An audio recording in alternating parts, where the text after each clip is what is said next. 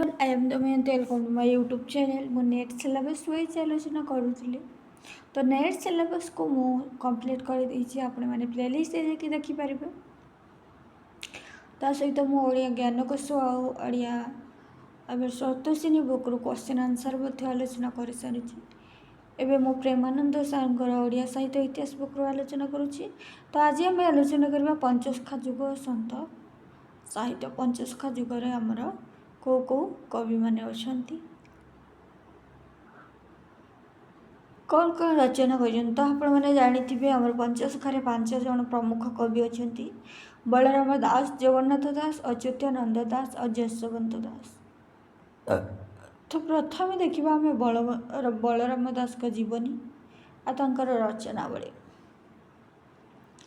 बलराम दास उत्कलर वाल्मीकि कृपा सिंधु एवं शूद्रमुनि भाव परिचित। से प्रताप रुद्र देवों एवं श्री चैतन्य देवों समसामयिक थिले। हैला, बलराम दास प्रताप रुद्र देव और श्री चैतन्य समसामयिक थिले। हैला,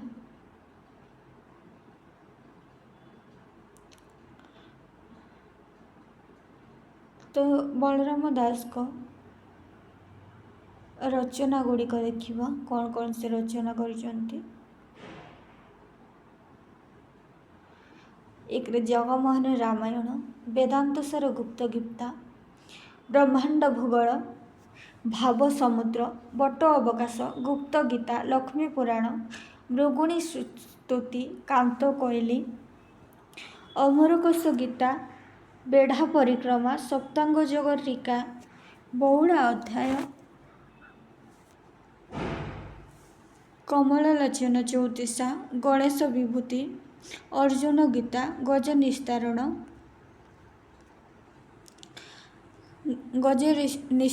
गीता, 36 गुप्त गीता,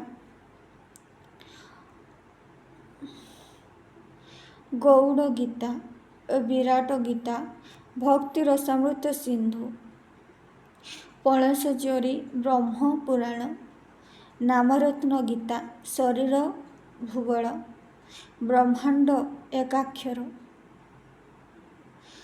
सभा विनोद, नीलांबर सुंदर, नील सुंदर गीता, टीका, महाभारत, गीता सार, कली भारत, ज्ञान उज्ज्वलमणि गीता, दीप्तिसार गीता, कुराल पुराण, बिलंका रामायण। है बलराम दास को आउ कौन कौन रहा थे देखीदे। बलराम दास को रचना गुड़िक हूँ जगमोहन रामायण, वेदांत सार गुप्त गीता, ब्रह्मांड भूगोल, भाव समुद्र, बट अवकाश, गुप्त गीता, लक्ष्मी पुराण, मृगुणी स्तुति, कांत कोइली, अमरकोश गीता, बेढ़ा परिक्रमा, सप्तांग जोग टीका, बहुड़ा अध्याय, कमल लोचन चौतीसा, गणेश विभूति, अर्जुन गीता, गज निस्तारण। नेक्स्ट 36 गुप्त गीता, गुरु गीता, विभ्राट गीता, भक्ति रसामृत सिंधु, पणसचोरी, ब्रह्म पुराण, नामरत्न गीता, शरीर भूगोल, ब्रह्मज्ञान एकाक्षर, सभा विनोद, नील सुंदर गीता, टीका, महाभारत, गीता सार, कली भारत, ज्ञान उज्ज्वलमणि गीता, दीप्तिसार गीता, कुराल पुराण, बिलंका रामायण। नेक्स्ट जगमोहन रामायण। जगमोहन रामायण प्रथम देखा दांडी रामायण नाम ये परिचित। यह रामायण 1 लक्ष पद विशिष्ट। जगमोहन रामायण 1 लक्ष पद विशिष्ट। कवि उल्लेख कर उत्तराखंड रे श्री जगन्नाथ चरित मोहि कही रामायण 7 खंड लक्षे पद हुए।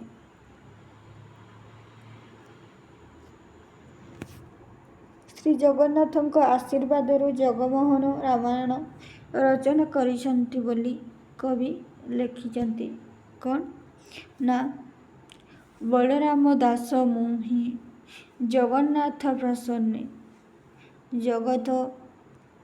ଜଗନ୍ମୋହନ ରାମାୟଣ ସୁମରିଲ ମନେ।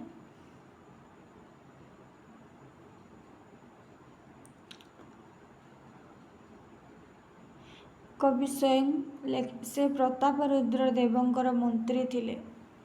ସେ ସ୍ୱୟଂ ଲେଖିଛନ୍ତି ମହାମନ୍ତ୍ରୀ ବର ସୋମନାଥ ମହାପ୍ରତାପ ମହାପାତ୍ର ବଳରାମ ଦାସ ମୁହିଁ ଯେ ତାଙ୍କର ପୁତ୍ର। ବଳରାମ ଦାସ ତାଙ୍କର ପିତାଙ୍କ ସମ୍ବନ୍ଧରେ ଭଗବତ ଗୀତା 26 ଗୁପ୍ତରେ ମଧ୍ୟ ଉଲ୍ଲେଖ କରିଛନ୍ତି।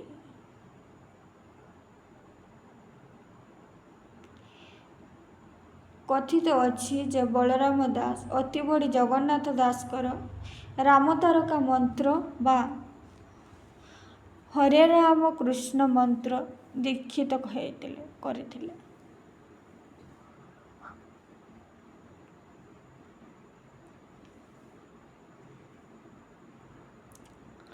ବଳରାମ ଦାସଙ୍କର ଅନ୍ୟ ରଚନା ଗୁଡ଼ିକ ହେଉଛି ଜଗମୋହନ ରାମାୟଣ, ବେଦାନ୍ତ ସାର ଗୁପ୍ତ ଗୀତା, ବ୍ରହ୍ମାଣ୍ଡ ଭୂଗୋଳ, ଭାବ ସମୁଦ୍ର, ବଟ ଅବକାଶ, ଗୁପ୍ତ ଗୀତା, ଲକ୍ଷ୍ମୀ ପୁରାଣ, ମୃଗୁଣୀ ସ୍ତୁତି, କାନ୍ତ କୋଇଲି, ଅମରକୋଷ ଗୀତା, ବେଢ଼ା ପରିକ୍ରମା, ସପ୍ତାଙ୍ଗ ଯୋଗସାର ଟୀକା, ବଉଳା ଅଧ୍ୟାୟ, କମଳଲୋଚନ ଚଉତିଶା, ଗଣେଶ ବିଭୂତି, ଅର୍ଜୁନ ଗୀତା, ଗଜ ନିସ୍ତାରଣ।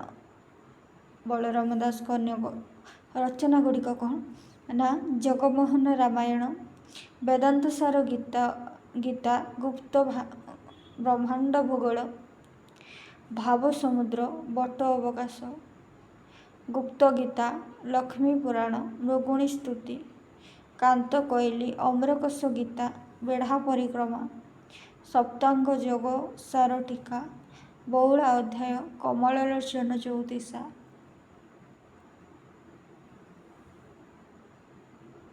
ଗଣେଶ ବିଭୂତି, ଅର୍ଜୁନ ଗୀତା, ଗଜ ନିସ୍ତାରଣ। ଜଗମୋହନ ରାମାୟଣ ବାଲ୍ମୀକି ରାମାୟଣର ଅନୁବାଦ ନୁହେଁ। ମୂଳ ଗ୍ରନ୍ଥରେ 7 କାଣ୍ଡରେ ରହିଛି ଯଥା ବାଳକାଣ୍ଡ, ଅଯୋଧ୍ୟାକାଣ୍ଡ, ଅରଣ୍ୟକ, କିଷ୍କିନ୍ଧ୍ୟାକାଣ୍ଡ, ସୁନ୍ଦରକାଣ୍ଡ, ଲଙ୍କାକାଣ୍ଡ ଏବଂ ଉତ୍ତରକାଣ୍ଡ, କିନ୍ତୁ ବଳରାମ ଦାସ ବାଳକାଣ୍ଡକୁ ଆଦିକାଣ୍ଡ ଏବଂ ଲଙ୍କାକାଣ୍ଡକୁ ଯୁଦ୍ଧକାଣ୍ଡ ନାମରେ ନାମିତ କରିଛନ୍ତି। ଜଗମୋହନ ରାମାୟଣ କବି ବଳରାମ ଦାସ ପ୍ରାରମ୍ଭରେ ଲକ୍ଷ୍ମୀ ପ୍ରତି ଶ୍ରୀ ଜଗନ୍ନାଥଙ୍କୁ ବନ୍ଦନା କରି ଗାଇଛନ୍ତି। ବନ୍ଦଇ ଜଗନ୍ନାଥ କମଳା ଦେବୀପତି, ନୀଳଗିରି ଶିଖରେ ଅପୂର୍ବ ମୂରତି, ଜୟତୁ ଶ୍ରୀବତ୍ସ ଲାଞ୍ଛନ ମୁରାରି, କୌସ୍ତୁଭମଣି ମଣ୍ଡିତ ଦଇତାରେ।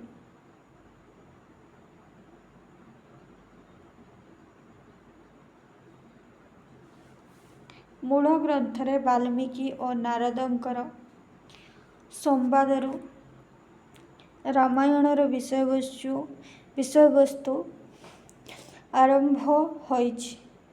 ବଳରାମ ଦାସ ପାର୍ବତୀଙ୍କ ଅନୁରୋଧ କ୍ରମେ ଶିବଙ୍କର ମୁଖରୁ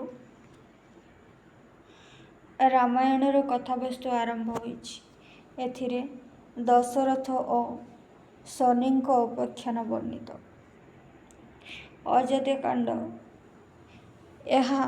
ଏହି କାଣ୍ଡରେ ନୂତନ ଭାବରେ ମନ୍ଥରାର ପୂର୍ବଜନ୍ମ ବୃତ୍ତାନ୍ତ ବର୍ଣ୍ଣିତ। ଅଯୋଧ୍ୟାକାଣ୍ଡରେ ହେଲା ସୁରଭି ପରଜନ୍ମରେ ମନ୍ଥରା ଭାବେ ପ୍ରସଙ୍ଗ ଏଥିରେ ରହିଛି। ସୁରଭି ପରଜନ୍ମରେ ମନ୍ଥରା ଭାବେ ଜନ୍ମିତ ବୋଲି ଏଥିରେ ରହିଛି।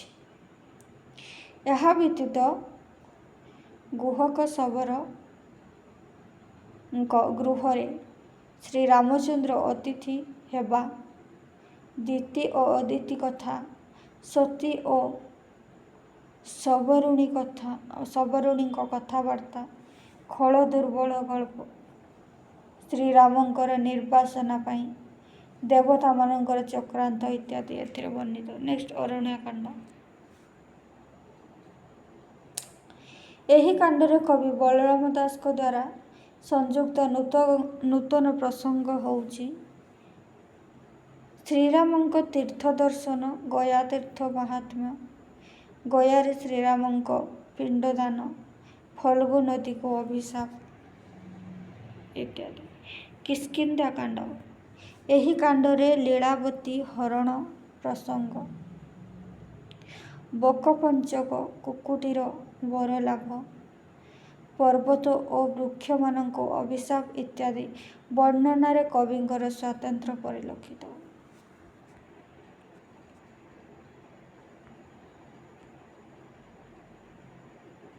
ନେକ୍ସଟ ଆଦ୍ୟକାଣ୍ଡ।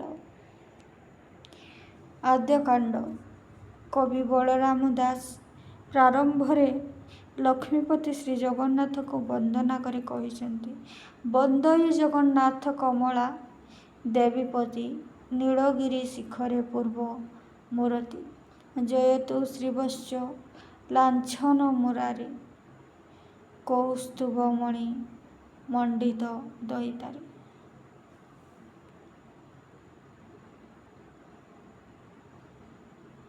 ନେକ୍ସଟ ସୁନ୍ଦରକାଣ୍ଡ। ବଳରାମ ଦାସ ଏହି କାଣ୍ଡରେ କେତୋଟି ସ୍ୱତନ୍ତ୍ର ପ୍ରସଙ୍ଗ ସଂଯୋଜନା କରିଛନ୍ତି। ସେଥିରୁ ଗୋଟିଏ ଉଲ୍ଲେଖଯୋଗ୍ୟ ପ୍ରସଙ୍ଗ ହେଉଛି ରାବଣ ସର୍ବଦା, ସ୍ମୃତିଚାରଣ, ସୀତାହରଣ, ରାବଣ ମରଣ, ମହାବଳୀ ହନୁମାନଙ୍କର ମହୁମାଛି ରୂପ ଧାରଣ କରି ଲଙ୍କା କଟକକୁ ଅନୁସନ୍ଧାନ ଇତ୍ୟାଦି ବର୍ଣ୍ଣନା। ନେକ୍ସଟ ଯୁଦ୍ଧକାଣ୍ଡ। ଏହି କାଣ୍ଡରେ ବର୍ଣ୍ଣିତ ନୂତନ ପ୍ରସଙ୍ଗ ହେଉଛି ରାମତାଳିର ଉତ୍ପତ୍ତି, ସନ୍ଥପଣ୍ଡା ଉପାଖ୍ୟାନଟି ଏଥିରେ ନୂତନ ସଂଯୋଗ। ନେକ୍ସଟ ଉତ୍ତରାକାଣ୍ଡ। ଏହି କାଣ୍ଡରେ ନିମିରାଜ ଚରିତ, ଉର୍ବଶୀ, ମିତ୍ରବରଣ ଉପାଖ୍ୟାନ, ଯଯାତି ଉପାଖ୍ୟାନ ପ୍ରଭୃତି ନୂତନ ସଂଯୋଗ।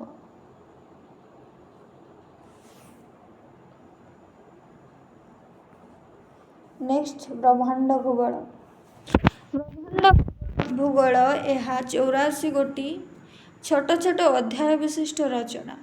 ଶ୍ରୀମଦ୍ ଭାଗବତ ଗୀତାର ସାରସ୍ୱତ ଗୁଡ଼ିକୁ କବି କୃଷ୍ଣ ଅର୍ଜୁନ ସମ୍ବାଦ ଛଳରେ ବର୍ଣ୍ଣନା କରିଛନ୍ତି।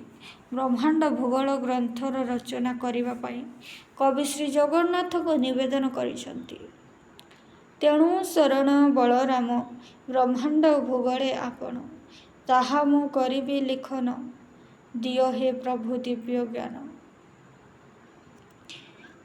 ବ୍ରହ୍ମାଣ୍ଡ ଭୂଗୋଳ ବିଷୟରେ ଅର୍ଜୁନ ଶ୍ରୀକୃଷ୍ଣଙ୍କୁ ଜିଜ୍ଞାସା କରି କବି ଲେଖିଛନ୍ତି, ଶ୍ରୀକୃଷ୍ଣ ଗୋବିନ୍ଦ ଗୋପାଳ କହେ ହେ ବ୍ରହ୍ମାଣ୍ଡ ଭୂଗୋଳ, ଏ ଭାଗବତ ଧର୍ମର ଅର୍ଥ ଦୟାକର ହେ ଗୋପୀନାଥ।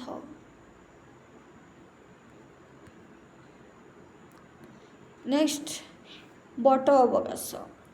ବଟ ଅବକାଶ ଏହି କ୍ଷୁଦ୍ର ଗ୍ରନ୍ଥରେ କବି ନିଜର ଲଙ୍କା ଦର୍ଶନର ଅନୁଭୂତିକୁ ବର୍ଣ୍ଣନା କରିଛନ୍ତି। ବଟ ଅବକାଶରେ କ'ଣ କରିଛନ୍ତି ନା ନିଜର ଲଙ୍କା ଦର୍ଶନ ଅନୁଭୂତିକୁ ବର୍ଣ୍ଣନା କରିଛନ୍ତି। ଏଥିରେ ମଧ୍ୟ ଅବକାଶ ବର୍ଣ୍ଣନା ସୁନ୍ଦର ଭାବରେ ରହିଛି। ଅବକାଶ ବେଳେ ସ୍ୱର୍ଗ, ଇନ୍ଦ୍ର, ବ୍ରହ୍ମା ପ୍ରଭୃତି 33 କୋଟି ଦେବତା ଆସି ଶ୍ରୀ ଜଗନ୍ନାଥଙ୍କ ନିକଟରେ ନିଜର ଗୁହାରି ନିବେଦନ କରିଛନ୍ତି। ନେକ୍ସଟ ଲକ୍ଷ୍ମୀ ପୁରାଣ। ଓଡ଼ିଶାରେ ବଳରାମ ଦାସଙ୍କର ଲକ୍ଷ୍ମୀ ପୁରାଣ ବେଶ ଲୋକପ୍ରିୟ। ଗୃହଲକ୍ଷ୍ମୀକୁ ସଦା ଯଥା ଜଗତ ମାତ ବୋଇଲେ କର ପ୍ରଭୁ ସତ୍ୟ, ଚଣ୍ଡାଳୁ ବ୍ରାହ୍ମଣ ଯାଏ ଖୁଆଖୋଇ ହେବେ, ସମସ୍ତେ ଖାଇଣ ହସ୍ତେ ଜଳେ ନ ଧୋଇବେ, ଚଣ୍ଡାଳ ହସ୍ତରୁ ବ୍ରାହ୍ମଣ ନେଇ ଖାଇବେ, ବ୍ରାହ୍ମଣେ ଖାଇ ହାତରେ ମୁଣ୍ଡରେ ପୋଛିବେ, ତେବେ ଯାଇ ମୁଁ ବଡ଼ ଦେଉଳକୁ ଯିବି ବୋଲି କହିଲେ। ନେକ୍ସଟ ଗୁପ୍ତ ଗୀତା। ଏହି ଗ୍ରନ୍ଥରେ ଶ୍ରୀକୃଷ୍ଣ ଅର୍ଜୁନ ସମ୍ବାଦ ଛଳରେ ଜ୍ଞାନ ଯୋଗର ବିଶେଷ ଚର୍ଚ୍ଚା ରହିଛି। ଆମର ଗୁପ୍ତ ଗୀତାରେ ଶ୍ରୀକୃଷ୍ଣ ଆଉ ଅର୍ଜୁନଙ୍କ କଥୋପକଥନ ବର୍ଣ୍ଣିତ। ନେକ୍ସଟ ବିରାଟ ଗୀତା। ଏହି ଗ୍ରନ୍ଥରେ ମହାଶୂନ୍ୟକୁ ବିରାଟ ଭାବରେ ବର୍ଣ୍ଣନା କରାଯାଇଛି। ଏଥିରେ ସୃଷ୍ଟି ତତ୍ତ୍ୱ, ପିଣ୍ଡ ବ୍ରହ୍ମାଣ୍ଡ ତତ୍ତ୍ୱ, ଗୃହ ଧର୍ମ ଓ ଜ୍ଞାନ ମିଶ୍ରା ଭକ୍ତି ସମ୍ପର୍କରେ ଉଲ୍ଲେଖ ଅଛି। ହେଲା। ବିରାଟ ଗୀତାରେ ସୃଷ୍ଟି ତତ୍ତ୍ୱ ଆଉ ପିଣ୍ଡ ବ୍ରହ୍ମାଣ୍ଡ ତତ୍ତ୍ୱ ବିଷୟରେ ବର୍ଣ୍ଣନା ଅଛି। ନେକ୍ସଟ ଅମରକୋଷ ଗୀତା, ଇଏ ଆମର 10 ଅଧ୍ୟାୟ ବିଶିଷ୍ଟ ଏକ ଗ୍ରନ୍ଥ। ଜଗତତ୍ତ୍ୱ ଓ ପିଣ୍ଡ ବ୍ରହ୍ମାଣ୍ଡ ତତ୍ତ୍ୱ, ସୃଷ୍ଟି ପ୍ରକ୍ରିୟା, ପିଣ୍ଡ ବ୍ରହ୍ମାଣ୍ଡ ତତ୍ତ୍ୱ ଉପରେ ଆଧାରିତ। ଆମର ଅମରକୋଷ ଗୀତା ହେଉଛି 10 ଅଧ୍ୟାୟ ବିଶିଷ୍ଟ। ଏହି ଗ୍ରନ୍ଥରେ କ'ଣ ଅଛି ନା ଜଗତତ୍ତ୍ୱ ଆଉ ପିଣ୍ଡ ବ୍ରହ୍ମାଣ୍ଡ ତତ୍ତ୍ୱ, ସୃଷ୍ଟିକ୍ରିୟା ତତ୍ତ୍ୱ ଉପରେ ଆଧାରିତ। ଷଟ ଚକ୍ର, ଶୂନ୍ୟବାଦ, ଏକାକ୍ଷର ପ୍ରଭୃତି ବିଭିନ୍ନ ତତ୍ତ୍ୱ ଉପରେ ଏହି ଗ୍ରନ୍ଥରେ ବର୍ଣ୍ଣିତ। ନେକ୍ସଟ ଜ୍ଞାନ ଉଜ୍ଜଳମଣି ଗୀତା, କ୍ଳିଂ ଶ୍ଳିଂ ହ୍ଳିଂ କ୍ଳିଂ ଯଥାକ୍ରମେ ଶୂନ୍ୟ, ମହାଶୂନ୍ୟ ଓ ଠୁଳ ଶୂନ୍ୟ ଭାବରେ ବର୍ଣ୍ଣନା କରାଯାଇଛି ଜ୍ଞାନ ଉଜ୍ଜଳମଣି ଗୀତାରେ। ଏହା ବଳରାମ ଦାସଙ୍କ ଏକ ତତ୍ତ୍ୱମୂଳକ ରଚନା। ରାମ ଶବ୍ଦର ଅନ୍ତରାଳରେ ରାଧାକୃଷ୍ଣ ଯୁଗଳ ସ୍ୱର ନିହିତ। କବିଙ୍କ ମତରେ ରା ହେଉଛି ରାଧା, ମ ହେଉଛି କୃଷ୍ଣ। ନେକ୍ସଟ ମୃଗୁଣୀ ସ୍ତୁତି, ମୃଗୁଣୀ ସ୍ତୁତି ବଳରାମ ଦାସଙ୍କର ଏକ ଲୋକପ୍ରିୟ ରଚନା। ନେକ୍ସଟ ଦେଖିବା ଶ୍ରୀ ଜଗନ୍ନାଥ ଦାସ। ବଳରାମ ଦାସ ସରିଲା, ଏବେ ଦେଖିବା ଜଗନ୍ନାଥ। ଜଗନ୍ନାଥ ଧାମ ପୁରୀ ଅନତି ଦୂରରେ କପିଳେଶ୍ୱରପୁର ଶାସନରେ ପୁରାଣ ପଣ୍ଡା ଭଗବାନ ଦାସ ଓ ମାତା ପଦ୍ମାବତୀଙ୍କ ପୁତ୍ର ରୂପେ ସେ ଧରାବତରଣ କଲେ। ଜଗନ୍ନାଥ ଦାସଙ୍କର ପିତା ହେଉଛି ଭଗବାନ ଦାସ, ମାତା ହେଉଛନ୍ତି ପଦ୍ମାବତୀ ଦେବୀ। ବିପ୍ର ଦିବାକର ଦାସ ଜଗନ୍ନାଥ ଚରିତାମୃତ ଗ୍ରନ୍ଥରେ ଜଗନ୍ନାଥ ଦାସଙ୍କର ପିତାମାତା ଓ ଜନ୍ମସ୍ଥାନ ସମ୍ପର୍କରେ ସୂଚନା ଦେଇ କହିଛନ୍ତି କ'ଣ ନା ନାମ କପିଳେଶ୍ୱରପୁର, ଶାସନ ମଧ୍ୟ ତାଙ୍କ ଘର। ପୁରାଣ ପଣ୍ଡା ଭଗବାନ ସ୍ୱପତ୍ନୀ ପଦ୍ମାବତୀ ନାମ। ଜଗନ୍ନାଥ ଦାସଙ୍କ ଜନ୍ମ 1990 ବୋଲି ନିର୍ଣ୍ଣୟ କରାଯାଏ। ଜଗନ୍ନାଥ ଦାସ ମହାପ୍ରଭୁ ଶ୍ରୀ ଜଗନ୍ନାଥଙ୍କର ପରମ ଭକ୍ତ। ତ ଜଗନ୍ନାଥ ଦାସଙ୍କର ରଚନା ଗୁଡ଼ିକ ଦେଖିବା। ଭାଗବତ, ଅର୍ଥ କୋଇଲି, ଦାରୁବ୍ରହ୍ମ ଗୀତା, ମୃଗୁଣୀ ସ୍ତୁତି, ଫୁଲତୋଳା, ଦୀକ୍ଷା ସମ୍ବାଦ, ଗୁଣ୍ଡୁଚି ବିଜେ, ଗଜସ୍ତୁତି, ମନଶିକ୍ଷା, ଗୁପ୍ତ ଭାଗବତ, ଦହି ଖେଳ, ଉଷାହରଣ କାବ୍ୟ, ଗୋଲକ ସାରଧାର, ପଶା ପର୍ବ, କଳିମାଳିକା, ଇନ୍ଦ୍ରମାଳିକା, ଗୁପ୍ତ ଗୀତା, ଭକ୍ତି ଚନ୍ଦ୍ରିକା, ପ୍ରମୋଦ ଚିନ୍ତାମଣି, ଅକ୍ରୂର ବୋଲି, ଇତିହାସ ପୁରାଣ ବୋଲେ ହେଲା। ଜଗନ୍ନାଥ ଦାସଙ୍କର ରଚନା ଗୁଡ଼ିକ ହେଉଛି ଭାଗବତ, ଅର୍ଥ କୋଇଲି, ଦାରୁବ୍ରହ୍ମ ଗୀତା, ମୃଗୁଣୀ ସ୍ତୁତି, ଫୁଲତୋଳା, ଦୀକ୍ଷା ସମ୍ବାଦ, ଗୁଣ୍ଡିଚା ବିଜେ, ଗଜସ୍ତୁତି, ମନଶିକ୍ଷା, ଗୁପ୍ତ ଭାଗବତ, ଉଦ୍ଧବ ଜଳାନ, ମହାଭାରତ, ପାଷାଣ୍ଡ ଦଳନ, ଦହି ଖେଳ, ଉଷାହରଣ କାବ୍ୟ, ଗୋଲକ ସାରଧାର, ପଶା ପର୍ବ, କଳିମାଳିକା, ଇନ୍ଦ୍ରମାଳିକା, ଗୁପ୍ତ ଗୀତା, ଭକ୍ତି ଚନ୍ଦ୍ରିକା, ପ୍ରମୋଦ ଚିନ୍ତାମଣି, ଅକ୍ରୂର ବୋଲି, ଇତିହାସ ପୁରାଣ ବଲିଉଡ୍। ଆଉ ରହିଲା ଜଗନ୍ନାଥ ଦାସଙ୍କ ରଚନା ଗୀତା, ଛାଟ, ଭବିଷ୍ୟମାଳିକା, ପଞ୍ଚଭୂତ ଗୀତା, କାଳିଆ ଦଳନ, ଷୋଳ ଚଉପଦୀ, ପଦ୍ମ ଟୀକା, ଅଳଙ୍କାର ବୋଲି, ଗୋପୀଭାଷାର ଅର୍ଥ, ମାଳାନିର୍ଣ୍ଣୟ, ଶ୍ରୀ ସତ୍ସଙ୍ଗ, କୋଶନ ସାଗର ଗୀତା, ରୁକ୍ମିଣୀ ମାଳିକା, ବ୍ରଜ କବଚ। ନେକ୍ସଟ ଅପ୍ରକାଶିତ ଗ୍ରନ୍ଥ। ଜଗନ୍ନାଥ ଦାସଙ୍କର ଅପ୍ରକାଶିତ ଗ୍ରନ୍ଥ ଗୁଡ଼ିକ ହେଉଛି ନୀଳଗିରି ଧ୍ୟାନ, ଶ୍ରୀନାମ ଚନ୍ଦ୍ରିକା, ଶୈବାଗମ ଭାଗବତ, ଭୂଗୋଳ ଏକାଦଶୀ ସ୍କନ୍ଦ, ଶୂନ୍ୟ ଭାଗବତ, ଅନାମୟ କୁଣ୍ଡଳୀ, ଦ୍ୟୁତିବୋଧ, ପଦ୍ମପାଦ ସୁଧାନିଧି, ନିତ୍ୟ ନୀଳାଦ୍ରି ବିଳାସ। ହେଲା। ଜଗନ୍ନାଥ ଦାସଙ୍କ ଅପ୍ରକାଶିତ ଗ୍ରନ୍ଥ ଗୁଡ଼ିକ କ'ଣ ନା ନୀଳଗିରି ଧ୍ୟାନ, ଶ୍ରୀନାମ ଚନ୍ଦ୍ରିକା, ଶୈବାଗମ ଭାଗବତ, ଭୂଗୋଳ ଏକାଦଶ ସ୍କନ୍ଦ, ଶୂନ୍ୟ ଭାଗବତ, ଅନାମ କୁଣ୍ଡଳ, ଦୂତିବଦ୍ଧ, ପଦ୍ମପାଦ ସୁଧାନିଧି, ନିତ୍ୟ ନୀଳାଦ୍ରି ବିଳାସ। ନେକ୍ସଟ ସଂସ୍କୃତ ଗ୍ରନ୍ଥ। ଜଗନ୍ନାଥ ଦାସଙ୍କର ସଂସ୍କୃତ ଗ୍ରନ୍ଥ ଗୁଡ଼ିକ ହେଉଛି କୃଷ୍ଣ ଭକ୍ତି କଳ୍ପଲତା, ନୀଳାଦ୍ରି ଶତକମ୍, ନିତ୍ୟଗୁପ୍ତମାଳା, କୃଷ୍ଣ ଭକ୍ତି କଳ୍ପଲତା ଫଳ, ଜଗନ୍ନାଥ ଚରିତାମ୍ବଧି, ସରଣୀ, ସୁଧାତ୍ରୟମ୍, ବୈଷ୍ଣବ ଆଚରଣମ୍, ଉପାସନା ଶତକମ୍, ପ୍ରେମ ସୁଧାନିଧି, ନିତ୍ୟାଚାର, ଦୀକ୍ଷା ସହିତ ପାସନା ବିଧି, ଶ୍ରୀରାଧା ରସମଞ୍ଜରୀ, ନିତ୍ୟଗୁପ୍ତ ଚିନ୍ତାମଣି। ନେକ୍ସଟ ଗଦ୍ୟ ରଚନା। ତୁଳାଭିଣା ଆଉ ବ୍ରହ୍ମଗୀତା। ପ୍ରଥମେ ଦେଖିବା ଭାଗବତ। ନବାକ୍ଷରୀ ବୃତ୍ତରେ ରଚନା ଭାଗବତ ନବମ ଆଉ ଦଶମ ଶତାବ୍ଦୀରେ ରଚନା କରାଯାଇଛି। ଜଗନ୍ନାଥ ଦାସଙ୍କର 329 ଅଧ୍ୟାୟ ପର୍ଯ୍ୟନ୍ତ ଲେଖିଛନ୍ତି। ଏ ସମ୍ପର୍କରେ ବିପ୍ର ମହାଦେବ ଦାସ ଭାଗବତର 12ଶ ସ୍କନ୍ଧରେ ଲେଖିଛନ୍ତି। ଜଗନ୍ନାଥ ଦାସଙ୍କ ଗୀତ ନାମତା ଶ୍ରୀ ଭାଗବତ 329 ଏକାଦଶ ଯାଏଁ ପ୍ରକାଶ। ଜଗତ ଉଦ୍ଧାର ନିମନ୍ତେ ରଚିଲେ ଶ୍ରୀ ଭାଗବତେ। ହେଲା, କିଏ? ବିପ୍ର ମହାଦେବ ଦାସ ଲେଖିଛନ୍ତି।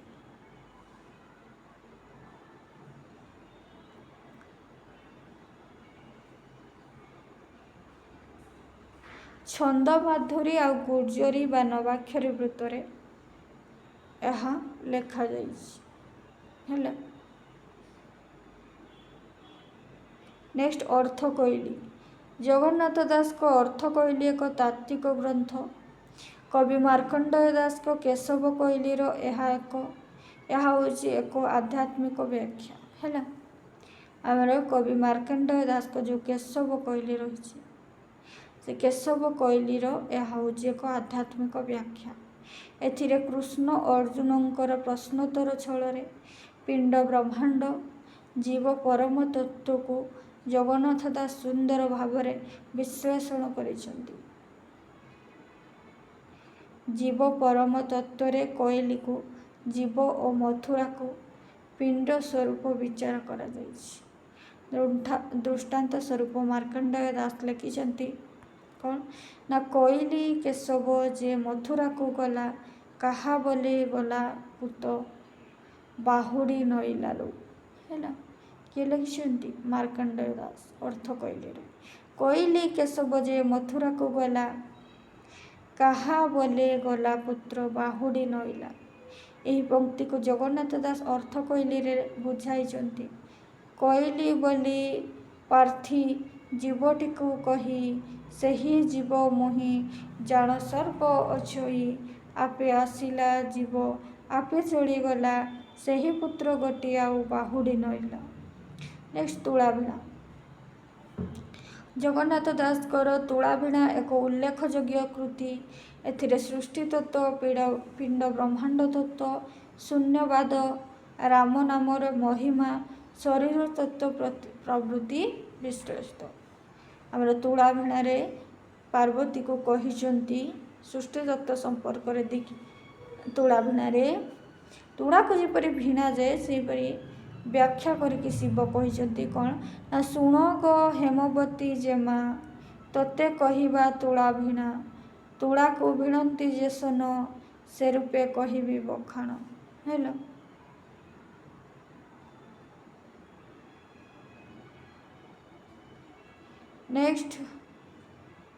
ନେକ୍ସଟ ଦେଖିବା ଆମେ ଅଚ୍ୟୁତାନନ୍ଦ ଦାସ। ଅଚ୍ୟୁତାନନ୍ଦ ଦାସଙ୍କ ରଚନା ଗୁଡ଼ିକ ହେଉଛି ହରିବଂଶ, ଶୂନ୍ୟ ସଂହିତା, ଗୋପାଳ ଅଗାଳ, ଅଣାକାର ସଂହିତା, ଗୁପ୍ତ ଗୀତା, ଗୁରୁଭକ୍ତି ଗୀତା, ଅନନ୍ତ ଗଇ, 84 ଆଜ୍ଞା। ଅଚ୍ୟୁତାନନ୍ଦ ଦାସଙ୍କର ରଚନା ଗୁଡ଼ିକ ହେଉଛି ହରିବଂଶ, ଶୂନ୍ୟ ସଂହିତା, ଗୋପାଳ ଅଗାଳ, ଅଣାକାର ସଂହିତା, ଗୁରୁଭକ୍ତି ଗୀତା, ଅନନ୍ତ ଗଇ, 84 ଚକ୍ର, ଚୌରାଶୀ ଯନ୍ତ୍ର, ଅଷ୍ଟଗୁଜରୀ, ନବଗୁଜରୀ ଏଗୁଡ଼ିକ ସବୁ ଅଚ୍ୟୁତାନନ୍ଦଙ୍କର ହେଲା। ଗୁରୁ ପ୍ରଶ୍ନାବଳୀ ସମ୍ବାଦ, ବ୍ରହ୍ମଗୁଣ ଗୁଣାଣ, ଶୂନ୍ୟ ପୁରୁଷ, ଶରଣ ପଞ୍ଚର, ଷଡ଼ଚକ୍ର ବିଚାର,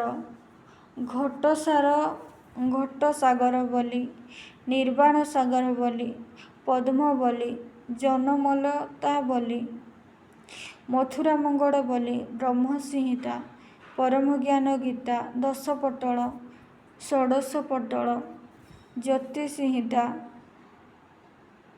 ବୀଜସଂହିତା, ପଦ୍ମସଂହିତା, ଶୂନ୍ୟ ଗୀତା, ଜ୍ଞାନପ୍ରଦୀପ ଗୀତା, ଅକଳିତ ସଂହିତା, ଅମରଜୁମର ସଂହିତା, ଗରୁଡ଼ ଗୀତା, ଶବ୍ଦବ୍ରହ୍ମ ସଂହିତା, ରସଚନ୍ଦ୍ରିକା, ଛାୟାପଚର ଗୀତା, ବ୍ରହ୍ମସାଙ୍କୁଳି, କ୍ଷେତ୍ର ସଂହିତା, ପଦ୍ମତଳା ସବୁ ଏଗୁଡ଼ିକ ଅଚ୍ୟୁତାନନ୍ଦଙ୍କର ହେଲା।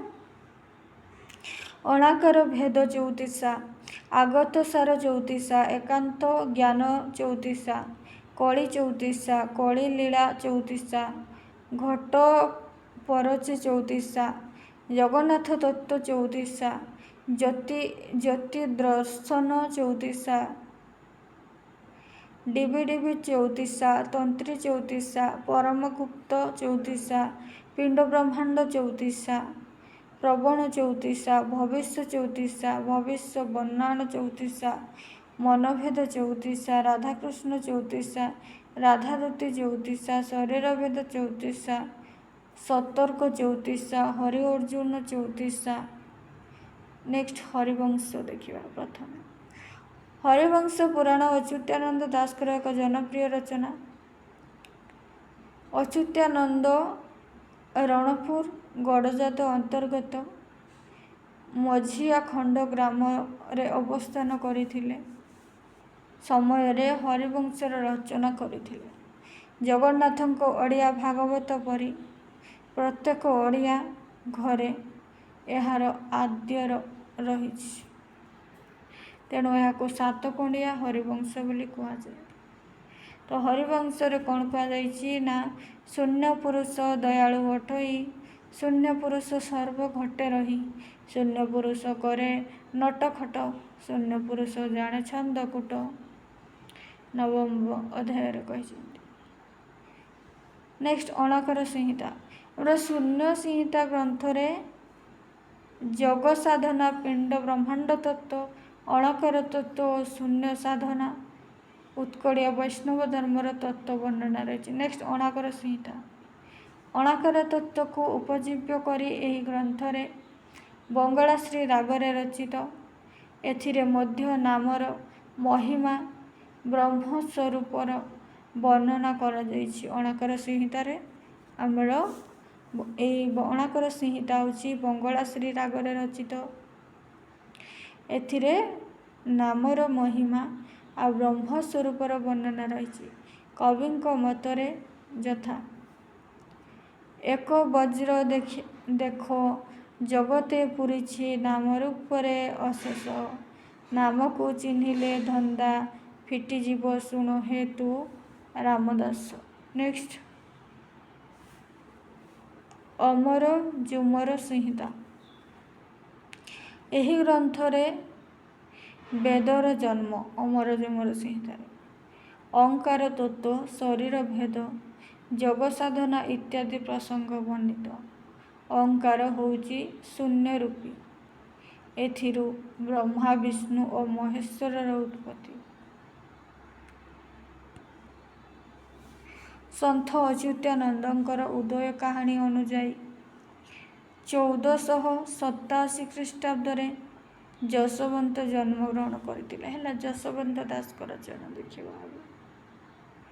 ଯଶୋବନ୍ତ ଦାସଙ୍କର କୃତିଗୁଡ଼ିକ ହେଉଛି ଶିବସ୍ୱରଦୟ, ପ୍ରେମ ଭକ୍ତି ଗୀତା, ଗୋବିନ୍ଦଚନ୍ଦ୍ର, 84 ଆଜ୍ଞା, ହେତୁଦୟ ଭାଗବତ, ଅଢଙ୍ଗ ମାଳିକା, ଯନ୍ତ୍ରବଲି, ମନ୍ତ୍ରବଲି, ଲଈ ଗୀତା, ଆତ୍ମପରତେ ଗୀତା, ଭଜନ ସାର, ବାଘ ଲୀଳା, ଧାନ ଚୋରି, ରାସ, ଆଗତ ଭବିଷ୍ୟତ, ଦିବ୍ୟ ଦେହି ଅନେକ ଭଜନ ଓ ମାଳିକା। ଯଶୋବନ୍ତ ଦାସଙ୍କ କୃତି ଗୁଡ଼ିକ କ'ଣ ରହିଲା ନା ଶିବ ସରଦୟ, ପ୍ରେମ ଭକ୍ତି ଗୀତା, ଗୋବିନ୍ଦ ଚନ୍ଦ୍ର, 84 ଆଜ୍ଞା, ହେତୁଦୟ ଭାଗବତ, ଅଢଙ୍ଗଗଡ଼ ମାଳିକା, ଯନ୍ତ୍ରବଲି, ମନ୍ତ୍ରବଲି, ଲୟୀ ଗୀତା, ଆତ୍ମପରିଚୟ ଗୀତା, ଭଜନ ସାର, ବାଘ ଲୀଳା, ଧାନ ଚୋରି, ରାସ, ଆଗତ ଭବିଷ୍ୟତ, ଦିବ୍ୟ ଦେହି ଅନେକ ଭଜନ ଓ ମାଳିକା। ନେକ୍ସଟ ଶିବ ସରଦୟ। ଏଥିରେ 21ଟି ଅଧ୍ୟାୟ ରହିଛି ଆଉ ପଦ ସଂଖ୍ୟା 475। ଶିବ ସରଦୟରେ 21ଟି ଅଧ୍ୟାୟ ରହିଛି, ପଦ ସଂଖ୍ୟା 475। ଏହି ଗ୍ରନ୍ଥଟି ସଂସ୍କୃତ ସରଦୟ ଲେଖା ଗ୍ରନ୍ଥର ଅବଲମ୍ବନରେ ଲିଖିତ। ପାର୍ବତୀଙ୍କ କଥୋପକଥନ ଛଳରେ ଗ୍ରନ୍ଥରେ ବିଷୟବସ୍ତୁ ପ୍ରବେଶ। ଶିବ ସରଦୟ ହେଲା। ଶିବ ଉଲ୍ଲେଖ କରିଛନ୍ତି, ପାର୍ବତୀ ଜାଣିବାକୁ ଚାହିଁଛନ୍ତି ବିଷୟଗୁଡ଼ିକ ପରମ ଗୁପ୍ତ ଏବଂ ଉତ୍ତମ ଜ୍ଞାନ ବୋଲି ଶିବ ଉଲ୍ଲେଖ କରିଛନ୍ତି। ଯଥା ଶୁଣ ଦେବୀ ଯାହା ପୁଛୁ ପରମ ଗୁପ୍ତ, ଦେହ ମଧ୍ୟ ଅଛି ସେ ଉତ୍ତମ ଜ୍ଞାତ। ଏ ତତ୍ତ୍ୱ ଜାଣଇ ଯେହୁ ସର୍ବଜ୍ଞ ସେ ସେହି, ଏ ମନ୍ତ୍ର ଜ୍ଞାନ କହିବା ଶୁଣ ସ୍ଥିର ହୋଇ। ନେକ୍ସଟ ପ୍ରେମ ଭକ୍ତି ଗୀତା। ମହାପୁରୁଷ ଯଶୋବନ୍ତଙ୍କର ପ୍ରେମ ଭକ୍ତି ବ୍ରହ୍ମ ଗୀତା ଏକ ଉଲ୍ଲେଖଯୋଗ୍ୟ କୃତି। ଏଥିରେ 5 ଅଧ୍ୟାୟ ରହିଛି। ଆଉ ପ୍ରେମ ଭକ୍ତି ଗୀତାରେ କେତୋଟି ଅଧ୍ୟାୟ? 5ଟି ଅଧ୍ୟାୟ ରହିଛି। ଯଦିଓ ଯଶୋବନ୍ତ ଜ୍ଞାନମିଶ୍ରା ଭକ୍ତିର ମାର୍ଗ ଉପାସକ, ତଥାପି ସେ ଏହି ଗ୍ରନ୍ଥରେ ପ୍ରେମ ଭକ୍ତିର ମହତ୍ତ୍ୱ, ପ୍ରକୃତିର ରହସ୍ୟ ଉଲ୍ଲେଖ କରିଛନ୍ତି। ନେକ୍ସଟ ଗୋବିନ୍ଦ ଚନ୍ଦ୍ର। ଏହି ଗ୍ରନ୍ଥ ଅତ୍ୟନ୍ତ ଲୋକପ୍ରିୟ। ଏଥିରେ ସଂସାରର ଅଳିକତା ସମ୍ପର୍କରେ କବି ଜାଣିବା ପରେ ତାଙ୍କର ମାତା ମୁକ୍ତା ଦେବୀ ଗୋବିନ୍ଦ ଚନ୍ଦ୍ରଙ୍କୁ ସନ୍ନ୍ୟାସୀ ହେବା ପାଇଁ ଉପଦେଶ ଦେଇଛନ୍ତି। ଗୋବିନ୍ଦ ଚନ୍ଦ୍ର ହାଡ଼ିଭାଙ୍କ ଶିଷ୍ୟତ୍ୱ ଗ୍ରହଣ କରିଛନ୍ତି। ନେକ୍ସଟ ଅନନ୍ତ ଦାସ। ପୁରୀ ଜିଲ୍ଲା ବାଲିପାଟଣଠାରେ ଅନନ୍ତ ଦାସ ଜନ୍ମଗ୍ରହଣ କରିଥିଲେ। ଅନନ୍ତ ଦାସଙ୍କର କୃତି ଗୁଡ଼ିକ ହେଉଛି ହେତୁ ଉଦୟ ଭାଗବତ, ଗରୁଡ଼ କେଶବ ସମ୍ବାଦ, ଅଣାକର ଶବ୍ଦ, ଚୁମ୍ବକ ମାଳିକା, ମନ୍ତ୍ର ଚନ୍ଦ୍ରିକା, ଭକ୍ତି ମୁକ୍ତି ଦାୟକ ଗୀତା, ପିଣ୍ଡ ବ୍ରହ୍ମାଣ୍ଡ ଗୀତା, ଭବିଷ୍ୟ ପୁରାଣ, ଅର୍ଥ ତାରିଣୀ, ପଦ୍ମବନ ସାର, ଠୁଳ ଶୂନ୍ୟ ସାର, ବୈଷ୍ଣବ ପୁରାଣ, ଉଦେ ବାଖର, ଛୋଟ ବାଖର, ଧାମ ଛତ୍ର, ପରାର୍ଦ୍ଧ ବା ଆଗତ ଭବିଷ୍ୟ, ଗୁପ୍ତ ଟୀକା, ଭଜନ ତତ୍ତ୍ୱ, ଠିକ ବାଖର, ଶିଶୁ ମନ୍ତ୍ର ବିଚାର ହେଲା। ଆମର ଅନନ୍ତ ଦାସଙ୍କ ରଚନା କ'ଣ ରହିଲା ନା ହେତୁଦୟ ଭାଗବତ, ଗରୁଡ଼ କେଶବ ସମ୍ବାଦ, ଅଣାକର ଶବଦ, ଚୁମ୍ବକ ମାଳିକା, ମନ୍ତ୍ର ଚନ୍ଦ୍ରିକା, ଭକ୍ତି ମୁକ୍ତି ଦାୟକ ଗୀତା, ପିଣ୍ଡ ବ୍ରହ୍ମାଣ୍ଡ ଗୀତା, ଭବିଷ୍ୟ ପୁରାଣ, ଅର୍ଥ ତାରିଣୀ, ପଦ୍ମ ବନ ରାସ, ଠୁଳ ଶୂନ୍ୟ ରାସ, ବୈଷ୍ଣବ ପୁରାଣ, ଉଦେ ବାଖର, ଛୋଟ ବାଖର, ଧାମ ଛତ୍ର, ପରାର୍ଦ୍ଧ ବା ଆଗତ ଭବିଷ୍ୟ, ଗୁପ୍ତ ଗୀତା, ଭଜନ ତତ୍ତ୍ୱ, ଠିକ ବାଖର, ଶିଶୁ ମନ୍ତ୍ର ବିଚାର। ନେକ୍ସଟ ହେତୁଦୟ ଭାଗବତ। ଅନନ୍ତ ଦାସଙ୍କର ହେତୁଦୟ ଭାଗବତ। ଏହା ଏକ ତତ୍ତ୍ୱମୂଳକ ଗ୍ରନ୍ଥ। ଏଥିରେ ଓଡ଼ିଶାର ବୈଷ୍ଣବମାନଙ୍କର ଜ୍ଞାନମିଶ୍ରା ଭକ୍ତି, ପ୍ରେମ ଭକ୍ତି ଏବଂ ବୌଦ୍ଧ ଧର୍ମ ଦର୍ଶନ ବିଚାର, ପିଣ୍ଡ ବ୍ରହ୍ମାଣ୍ଡ ତତ୍ତ୍ୱ ବର୍ଣ୍ଣିତ ହେଲା। ହେତୁଦୟ ଭାଗବତରେ କ'ଣ ଅଛି ନା ଓଡ଼ିଶାର ବୈଷ୍ଣବମାନଙ୍କର ଜ୍ଞାନମିଶ୍ରା ଭକ୍ତି, ପ୍ରେମ ଭକ୍ତି ଏବଂ ବୌଦ୍ଧ ଧର୍ମ ଦର୍ଶନର ବିଚାର ରହିଛି। ଏହି ଗ୍ରନ୍ଥରେ ସୃଷ୍ଟି ତତ୍ତ୍ୱ ସମ୍ପର୍କରେ କବି ଲେଖିଛନ୍ତି କ'ଣ? ଅକ୍ଷେ ଅସୟ ଅଟଇ ଆଦି ଶକ୍ତିଟି କାଳ ହୋଇ ସେ ବେନିଜନ ପ୍ରୀତି କରି ତହିଁ ଜନ୍ମେ ଚନ୍ଦ୍ରାବଳୀ। ନେକ୍ସଟ ହେତୁ ଉଦୟ ଭାଗବତ। ହେତୁ ଉଦୟ ଭାଗବତ କବି ଅନନ୍ତ ଦାସଙ୍କର ଏକ ବ୍ରହ୍ମଜ୍ଞାନମୂଳକ ଗ୍ରନ୍ଥ। ହେତୁ ଓ ମନର କଥୋପକଥନରେ ଗ୍ରନ୍ଥଟି ପରିକଳ୍ପିତ। ଏଥିରେ ଜ୍ଞାନ ମିଶ୍ରା ଭକ୍ତି, ପ୍ରେମ ଭକ୍ତି, ଗୁରୁଙ୍କର ମହିମା, କାୟା ସାଧନା, ଜୀବତତ୍ତ୍ୱର ପ୍ରଭୃତି ବର୍ଣ୍ଣିତ। ଉଦେବାଖର। ଏହା ଗରୁଡ଼ ଶ୍ରୀକୃଷ୍ଣଙ୍କ କଥୋପକଥନ ରୀତିରେ ଲିଖିତ। ଉଦେବାଖର ଆମର ଗରୁଡ଼ ଆଉ କୃଷ୍ଣଙ୍କ କଥୋପକଥନରେ ବର୍ଣ୍ଣିତ। ଏଥିରେ 57ଟି ପଦ ଦେଖିବାକୁ ମିଳେ। ହେତୁ ଉଦୟ ବାଖରରେ 57ଟି ପଦ ଦେଖିବାକୁ ମିଳେ। ଗ୍ରନ୍ଥର ଆରମ୍ଭରେ ଗରୁଡ଼ କୃଷ୍ଣଙ୍କୁ କହିଛନ୍ତି ଯେ ସେ ସତ୍ୟ, ତ୍ରେତୟା ଓ ଦ୍ୱାପର ଯୁଗର ଘଟଣାମାନ ଦେଖି ସାରିଛନ୍ତି, ମାତ୍ର କଳି ଯୁଗରେ କ'ଣ ଘଟିବାକୁ ଯାଉଛି ସେ ସମ୍ପର୍କରେ ସେ ଅବଗତ ନାହାନ୍ତି। ତେଣୁ ସେ କହିଛନ୍ତି କ'ଣ? ଗରୁଡ଼ ବଚନ ଶୁଣି ଖବରକୁ ଆଜ୍ଞା ଦେଲେ ବଉଦ କଳି କି ଦୁଇ ରୂପ ହେବୁ ଶୁଣି ଲୁଟି ମନ ଦେଇ। ତ ଆମର ସରିଲା ପଞ୍ଚସଖା ଯୁଗର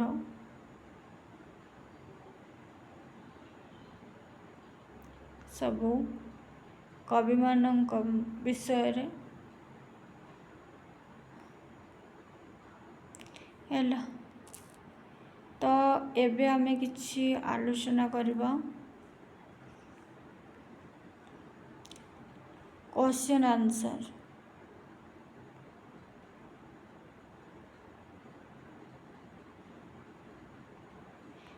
ନଚେତ ଆମେ ଆଲୋଚନା କରିବା ରଙ୍ଗମଞ୍ଚ ବିଷୟରେ ଟିକେ ଜାଣିବା ନିହାତି ଆବଶ୍ୟକ। ରଙ୍ଗମଞ୍ଚ, ଓଡ଼ିଆ ରଙ୍ଗମଞ୍ଚ। ମୁଁ ଏଇଟା ଗୋଟେ ନୋଟ୍ସ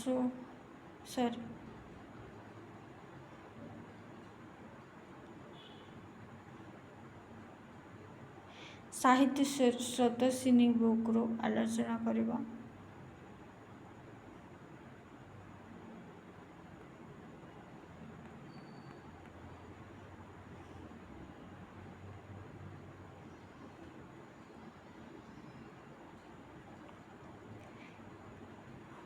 ଓଡ଼ିଆ ଭାଷା ବ୍ୟାକରଣ।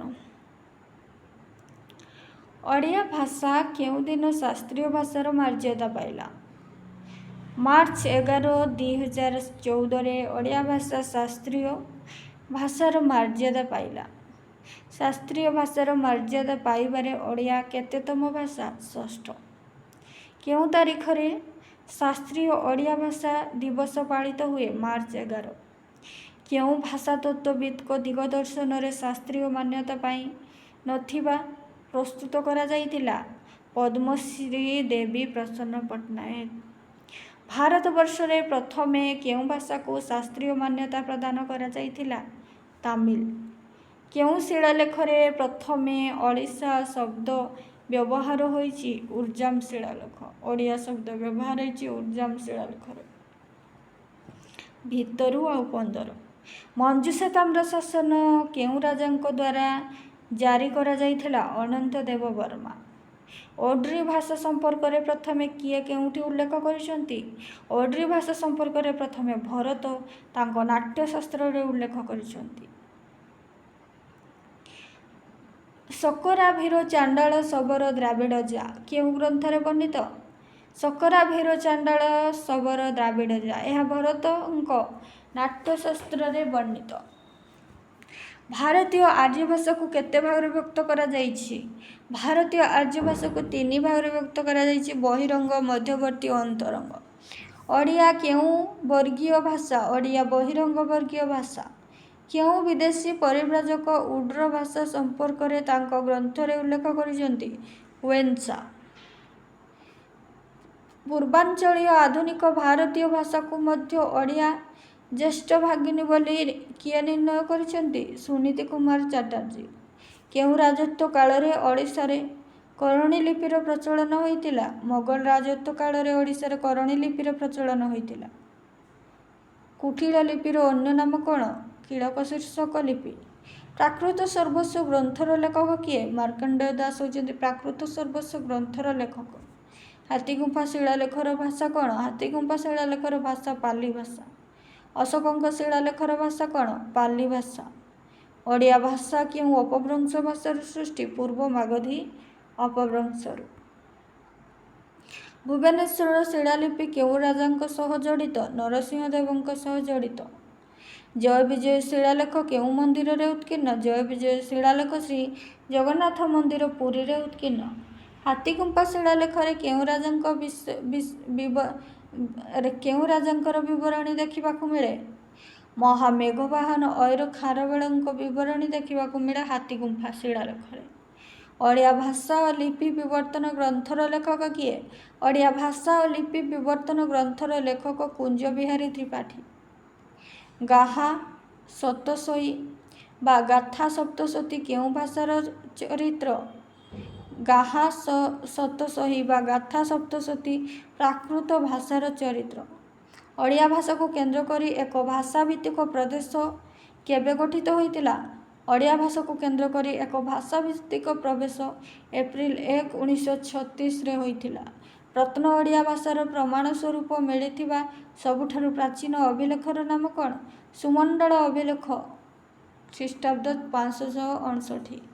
ଇଂରାଜୀ ଲିଙ୍ଗୁଆ ଫ୍ରାଙ୍କ କେଉଁ ଉଦ୍ଦେଶ୍ୟରେ ବ୍ୟବହୃତ?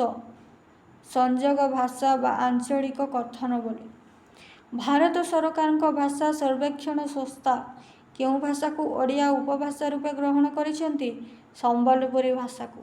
ଓଡ଼ିଆ ଆଇନ ଦ୍ୱାରା ଓଡ଼ିଆ ଭାଷା ଓଡ଼ିଶା ପ୍ରଦେଶର ସରକାରୀ ଭାଷାର ମାନ୍ୟତା ପାଇଛି। ସରକାରୀ ଭାଷା ଆଇନ 1954 ଅନୁଯାୟୀ। ଶବ୍ଦର ତିନି ପ୍ରକାରର ଶକ୍ତି କ'ଣ କ'ଣ? ଅଭିଧା, ବ୍ୟଞ୍ଜନ ଓ ଲକ୍ଷଣ। ଶବ୍ଦର ତିନି ପ୍ରକାରର ଶକ୍ତି ଅଭିଧା, ବ୍ୟଞ୍ଜନ ଓ ଲକ୍ଷଣ। ଭାଷାର ଐତିହାସିକ ବିବର୍ତ୍ତନରେ ପ୍ରାଚୀନତମ ଲିପି ଭାବରେ କାହାକୁ କୁହାଯାଏ?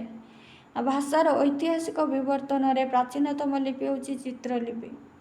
କଥିତ ଭାଷାକୁ ଲିଖିତ ରୂପେ କାହା ଦ୍ୱାରା ପ୍ରକାଶ କରାଯାଏ? କଥିତ ଭାଷାକୁ ଲିଖିତ ରୂପେ ଲିପିକୁ ବ୍ୟବହାର କରାଯାଏ। ଅଶୋକ ଓ ଖାରବେଳଙ୍କ ଅଭିଲେଖରେ କେଉଁ ଲିପି ଦେଖିବାକୁ ମିଳେ? ଅଶୋକ ଓ ଖାରବେଳଙ୍କ ଅଭିଲେଖରେ ବ୍ରାହ୍ମୀ ଲିପି ଦେଖିବାକୁ ମିଳେ। ମୁଣ୍ଡା ଭାଷା କେଉଁ ଭାଷା ପରିବାର ଅନ୍ତର୍ଗତ? ମୁଣ୍ଡା ଭାଷା ଅଷ୍ଟ୍ରିକ ପରିବାରର ଅନ୍ତର୍ଭୁକ୍ତ। ସୁମେରୀୟମାନଙ୍କର ଦ୍ୱାରା ବ୍ୟବହୃତ ଲିପିର ନାମ କ'ଣ? କ୍ୟୁନିଫର୍ମ ଲିପି। କେଉଁ ଲିପି ଆଧାରରେ ଆମର ଲିପି ମଣ୍ଡଳୀ ରହିଛି? ବଟେଳର୍ଥୁ ଲିପି। ଓଡ଼ିଆ ଲିପିକୁ କେତେ ଭାଗରେ ବିଭକ୍ତ କରାଯାଏ? ଓଡ଼ିଆ ଲିପିକୁ 2 ଭାଗରେ ବିଭକ୍ତ କରାଯାଏ। ଖୋର୍ଦ୍ଧା ତାମ୍ରଲେଖ କେଉଁ ରାଜାଙ୍କ ସମୟର? ଖୋର୍ଦ୍ଧା ତାମ୍ରଲେଖ ମାଧବ ବର୍ମାଙ୍କ ସମୟର। ଜୟ ବିଜୟ ଶିଳାଲେଖ କେଉଁ ରାଜାଙ୍କ ଶାସନରେ ପ୍ରଚଳନ ହୋଇଥିଲା? କପିଳେନ୍ଦ୍ର ଦେବଙ୍କ ସମୟରେ ଜୟ ବିଜୟ ଶିଳାଲେଖ ପ୍ରଚଳନ ହୋଇଥିଲା। ପ୍ରାକୃତ ଭାଷାକୁ ଗବେଷକମାନେ କେତେ ଭାଗରେ ବିଭକ୍ତ କରିଛନ୍ତି? ପ୍ରାକୃତ ଭାଷାକୁ ଗବେଷକମାନେ 5 ଭାଗରେ ବିଭକ୍ତ କରିଛନ୍ତି।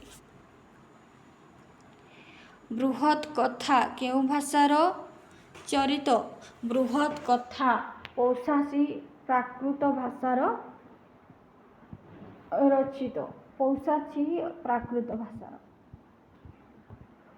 ସୌର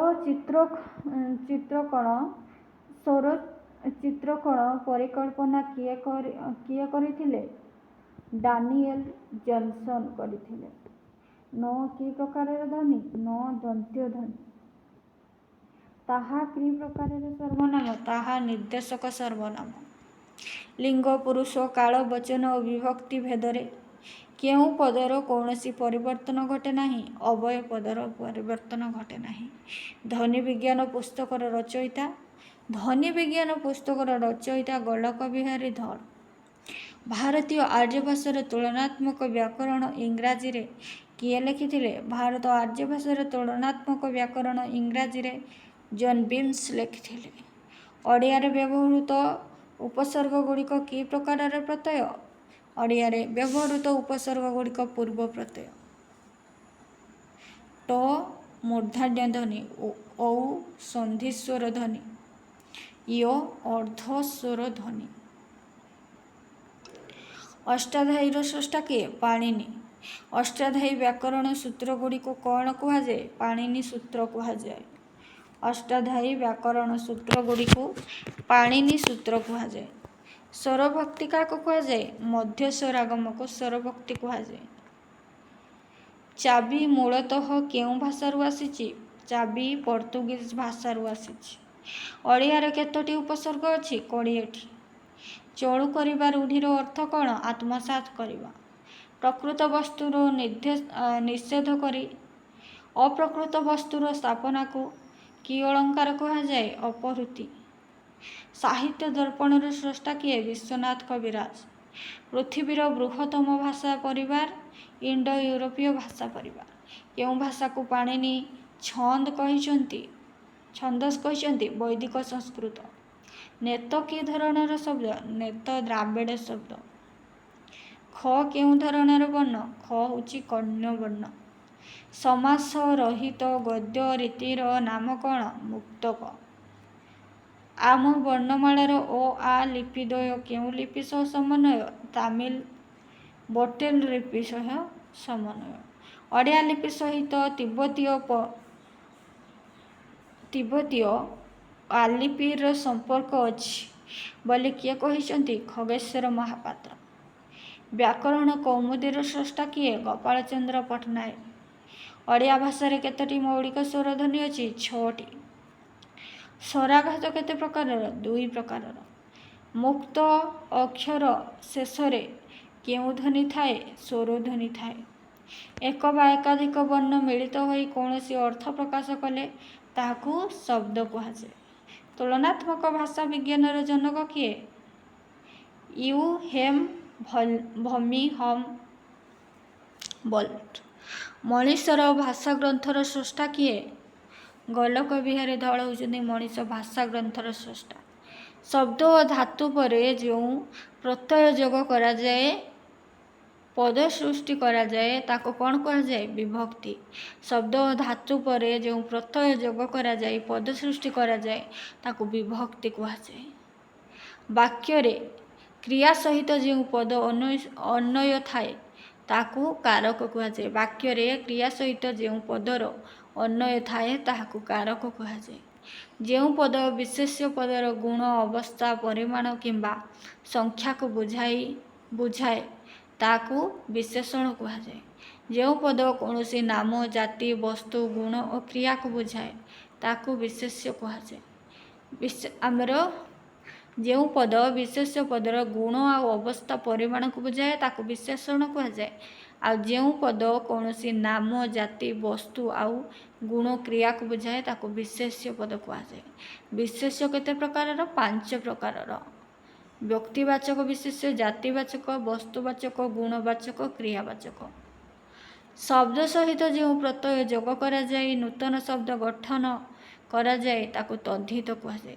ଶବ୍ଦ ସହିତ ଶବ୍ଦ ଯୋଗ ହୋଇ ଯେଉଁ ନୂତନ ଶବ୍ଦ ଗଠିତ ହୁଏ, ତାକୁ ତଦ୍ଧିତ ଶବ୍ଦ କୁହାଯାଏ।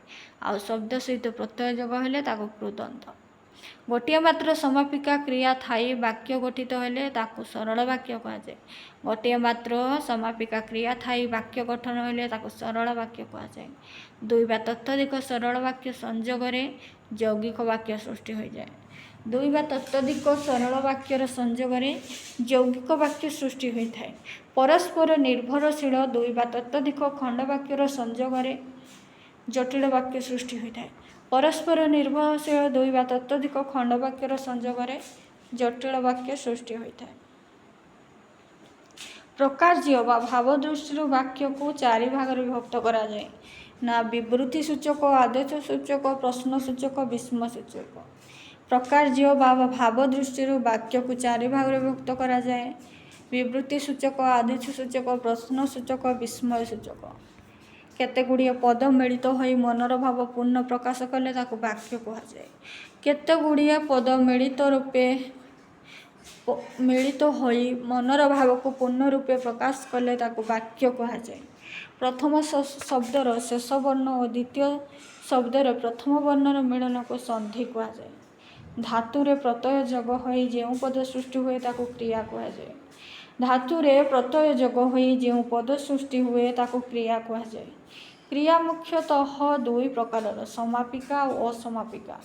କ୍ରିୟା ଦୁଇ ପ୍ରକାରର, ସମାପିକା ଓ ଅସମାପିକା। ସନ୍ଧି ତିନି ପ୍ରକାରର, ସ୍ୱର, ବ୍ୟଞ୍ଜନ ଆଉ ବିସର୍ଗ। ବାକ୍ୟରେ ବ୍ୟବହୃତ ଶବ୍ଦକୁ ପଦ କୁହାଯାଏ। ବାକ୍ୟରେ ବ୍ୟବହୃତ ଶବ୍ଦକୁ ପଦ କୁହାଯାଏ। ପଦ୍ୟ ବା ବାକ୍ୟ କବିତା ରଚନାର ଶୃଙ୍ଖଳାକୁ ଛନ୍ଦ କୁହାଯାଏ। ପଦ୍ୟ ବା ବାକ୍ୟ କବିତା ରଚନାର ଶୃଙ୍ଖଳାକୁ ଛନ୍ଦ କୁହାଯାଏ। ଛନ୍ଦର ଅନ୍ୟ ନାମ ବୃତ୍ତ। ଛନ୍ଦର ଅନ୍ୟ ନାମ ବୃତ୍ତ। ଛନ୍ଦର ପ୍ରଧାନ ଅଙ୍ଗ ଅକ୍ଷର ଓ ମାତ୍ରା। ଛନ୍ଦର ପ୍ରଧାନ ଅଙ୍ଗ ଅକ୍ଷର ଓ ମାତ୍ରା। କବିତା ଆବୃତ୍ତି ବା ଗାନ ବେଳେ ଯେଉଁ ବିରାମ ବିଚ୍ଛେଦ ଆସେ ତାକୁ କ'ଣ କୁହାଯାଏ? ଜ୍ୟୋତିପାତ। କବିତା ଆବୃତ୍ତି ବା ଗାନ ବେଳେ ଯେଉଁ ବିରାମ ବା ବିଚ୍ଛେଦ ଆସେ ତାକୁ ଜ୍ୟୋତିପାତ କୁହାଯାଏ। ସ୍ଥୂଳତଃ ଛନ୍ଦକୁ ଦୁଇ ଭାଗରେ ବିଭକ୍ତ କରାଯାଏ, ମିତ୍ରାକ୍ଷର ଓ ଅମିତ୍ରାକ୍ଷର ଛନ୍ଦ। ସ୍ଥୂଳତଃ ଛନ୍ଦକୁ ଦୁଇ ଭାଗରେ ବିଭକ୍ତ କରାଯାଏ, ମିତ୍ରାକ୍ଷର ଓ ଅମିତ୍ରାକ୍ଷର ଛନ୍ଦ।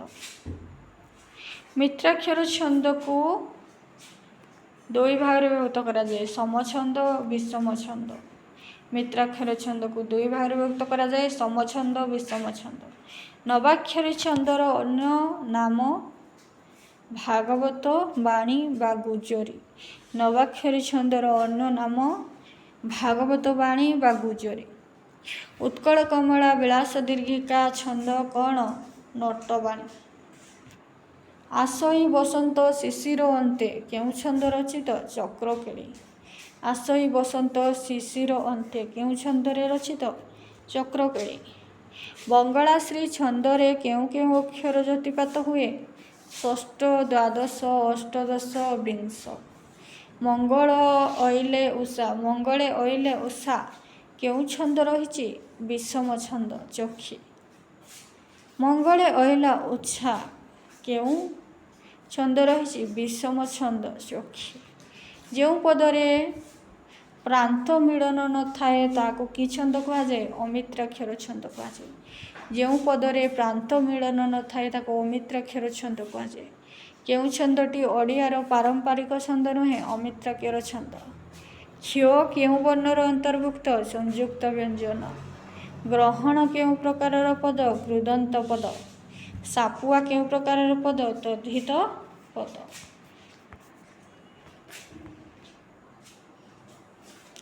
ଆଲକାତରା ଶବ୍ଦଟି କେଉଁ ଭାଷାରୁ ଆସିଛି? ପର୍ତ୍ତୁଗୀଜ।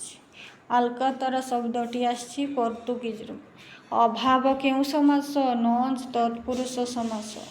ବ୍ୟୁତ୍ପନ୍ନ ଶବ୍ଦ କ'ଣ? ଯେଉଁ ଶବ୍ଦର ମୂଳ ନିର୍ଣ୍ଣିତ ହୋଇପାରେ ନାହିଁ ତାକୁ ବ୍ୟୁତ୍ପନ୍ନ ଶବ୍ଦ କୁହାଯାଏ। ଯେଉଁଟି ଅବ୍ୟୁତ୍ପନ୍ନ ଶବ୍ଦ ଠେକି।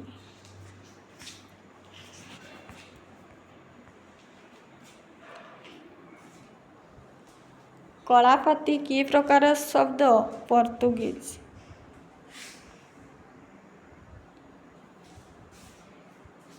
ଅଲଚିକି ଲିପିର ସ୍ରଷ୍ଟା କିଏ? ପଣ୍ଡିତ ରଘୁନାଥ ମୁର୍ମୁ। ଅଲଚିକି ଲିପିର ସ୍ରଷ୍ଟା ପଣ୍ଡିତ ରଘୁନାଥ ମୁର୍ମୁ। କଳସା ଏକ କ'ଣ? କଳସା ଏକ ଛନ୍ଦ। ଲମ୍ବୋଦର କି ପ୍ରକାରର ସମାସ? ଲମ୍ବୋଦର ବହୁବ୍ରୀହି ସମାସ। ଗିର୍ଜା କେଉଁ ଭାଷାର ଶବ୍ଦ? ଗିର୍ଜା ପର୍ତ୍ତୁଗୀଜ ଶବ୍ଦ। ଜର ଧ୍ୱନି ତାତ୍ତ୍ୱିକ ସଂଜ୍ଞା କ'ଣ? ଘୋଷ, ଅଳ୍ପ ପ୍ରାଣ। ପେଟୁଆ କି ପ୍ରକାରର ଶବ୍ଦ? ତଦ୍ଧିତ। ଗୋପାଳଚନ୍ଦ୍ର ପ୍ରହରାଜଙ୍କ ସଂକଳିତ ଅଭିଧାନର ନାମ? ପୂର୍ଣ୍ଣଚନ୍ଦ୍ର ଓଡ଼ିଆ ଭାଷାକୋଷ। ଓଡ଼ିଆ କ୍ରିୟାପଦରେ ଟି ପ୍ରତ୍ୟୟ ପ୍ରକାର୍ଯ୍ୟ କ'ଣ? ପଦ ପୂରଣବାଚକ। ତତଲା ବାଲିକି ଯାଉଛି। ଫୁକୁରୁ ଫୁକୁରୁ ଡେଉଁଛି। କାହାକୁ ଲକ୍ଷ୍ୟ କରି କୁହାଯାଇଛି? ଲିଆ ଖଇ।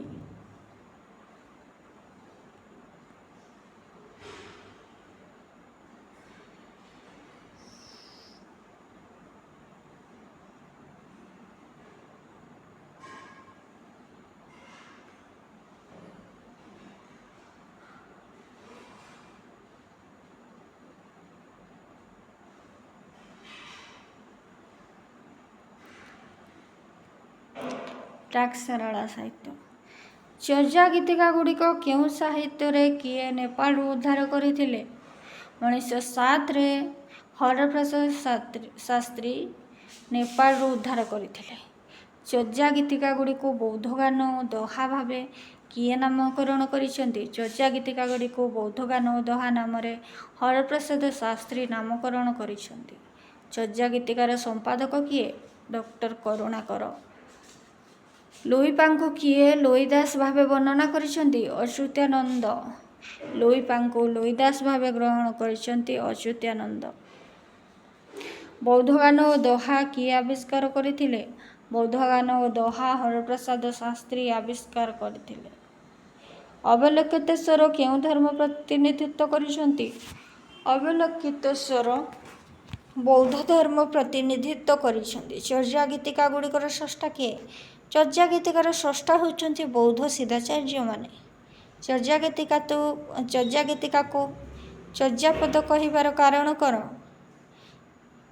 ବଙ୍ଗୀୟ ବୈଷ୍ଣବ କବିତାର ପ୍ରଭାବ ହେତୁ। ଚର୍ଯା ଗୀତିକାର ରଚନା କେଉଁ ସମୟର? 7ମ ଶତାବ୍ଦୀରୁ 12ଶ ଶତାବ୍ଦୀ ମଧ୍ୟରେ। ଚର୍ଯା ଗୀତିକା ଗୁଡ଼ିକ କେଉଁ ମସିହାରେ ବୌଦ୍ଧ ଗାନ ଓ ଦୋହା ନାମରେ ପ୍ରକାଶିତ ହୋଇଥିଲା? 1916। ଚର୍ଯା ଗୀତିକା ଗୁଡ଼ିକର ଭାଷାକୁ କିଏ ପ୍ରାକୃତ ବୋଲି ଗ୍ରହଣ କରିଛନ୍ତି? ମୁନିଦତ୍ତ। ଚର୍ଯାକାର ଦ୍ୱାରା ରଚିତ ଗୀତିକା ଗୁଡ଼ିକ ନେପାଳରେ କେଉଁ ନାମରେ ପରିଚିତ? ଚାଚା। କେଉଁ ବିଦେଶୀ ଗବେଷକ ନେପାଳର ବୌଦ୍ଧ ଭିକ୍ଷୁକମାନଙ୍କଠାରୁ ଚର୍ଯା ଗୀତ ସଂଗ୍ରହ କରିଥିଲେ? ଆର୍ନାଲ୍ଡ ବାକେ। ଚର୍ଯା ଶବ୍ଦ କେଉଁ ଶବ୍ଦରେ ବ୍ୟବହୃତ? ଆଚରଣ। ଚର୍ଯା ଗୀତିକା ଗୁଡ଼ିକର ମୂଳ ପୋଥି ଗୁଡ଼ିକର ନାମ କ'ଣ? ଚର୍ଯାଚର୍ଯ୍ୟ ବିନିଶ୍ଚୟ ବା ଚର୍ଯାଚର୍ଯ୍ୟ ବିନିଶ୍ଚୟ।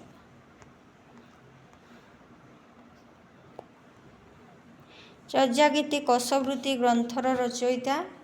ଚର୍ଯାଗୀତି କୋଶବୃତ୍ତି ଗ୍ରନ୍ଥର ରଚୟିତା ମୁନିଦତ୍ତ। ଜଳନ୍ଧରୀପାଙ୍କ ଗୁରୁଙ୍କ ନାମ? ଇନ୍ଦ୍ରଭୂତି। ଜଳନ୍ଧରୀପାଙ୍କ ଗୁରୁଙ୍କ ନାମ ଇନ୍ଦ୍ରଭୂତି। ସିଦ୍ଧ ସରହପା ଅନ୍ୟ କେଉଁ ନାମରେ ପରିଚିତ? ରାହୁଳ ସୂଚୀ। ବୌଦ୍ଧ ଗାନ ଓ ଦୋହାର ପୂର୍ବରୁ କିଛି ଦୋହାକୁ ନେଇ କେଉଁ ଗ୍ରନ୍ଥ ପ୍ରକାଶ ପାଇଥିଲା? ସୁଭାଷିତ ସଂଗ୍ରହ। ସିଦ୍ଧ ଲୁଇପା ଉଡିଆନ୍ର ବୋଲି କିଏ ମତ ଦେଇଥିଲେ? ପାଗ୍ ସୋମ୍ ଜୋଙ୍ଗଜାଙ୍ଗ। ନେକ୍ସଟ, ଲୁଇପାଙ୍କ ଗୁରୁଙ୍କ ନାମ କ'ଣ? ସବରିପା। କା ତରୁବର ପଞ୍ଚ ବିଡ଼ାଳ ଚଞ୍ଚଳ ଚିଏ ପଇଠ କାଳ। ଗୀତି କବିତାର କବି କିଏ? ଲୁଇପା। ବୌଦ୍ଧ ଦର୍ଶନସାରେ ପଞ୍ଚସ୍କନ୍ଧ କ'ଣ? ରୂପ, ବେଦନା, ସଂଜ୍ଞା, ସଂସ୍କାର, ବିଜ୍ଞାନ। ଧମଣ ଚମଣର ଅର୍ଥ କ'ଣ? ପ୍ରାଣବାୟୁକୁ ବାମ ନାସାରେ ଗ୍ରହଣ କରି ଦକ୍ଷିଣ ନାସାରେ ଛାଡ଼ିବା। କେଉଁ ଚର୍ଯାକାରଙ୍କୁ ରାଜା ଧର୍ମପାଳଙ୍କ ସମସାମୟିକ ଭାବେ ଉଦ୍ଧାର କରାଯାଏ? ସବରିପା।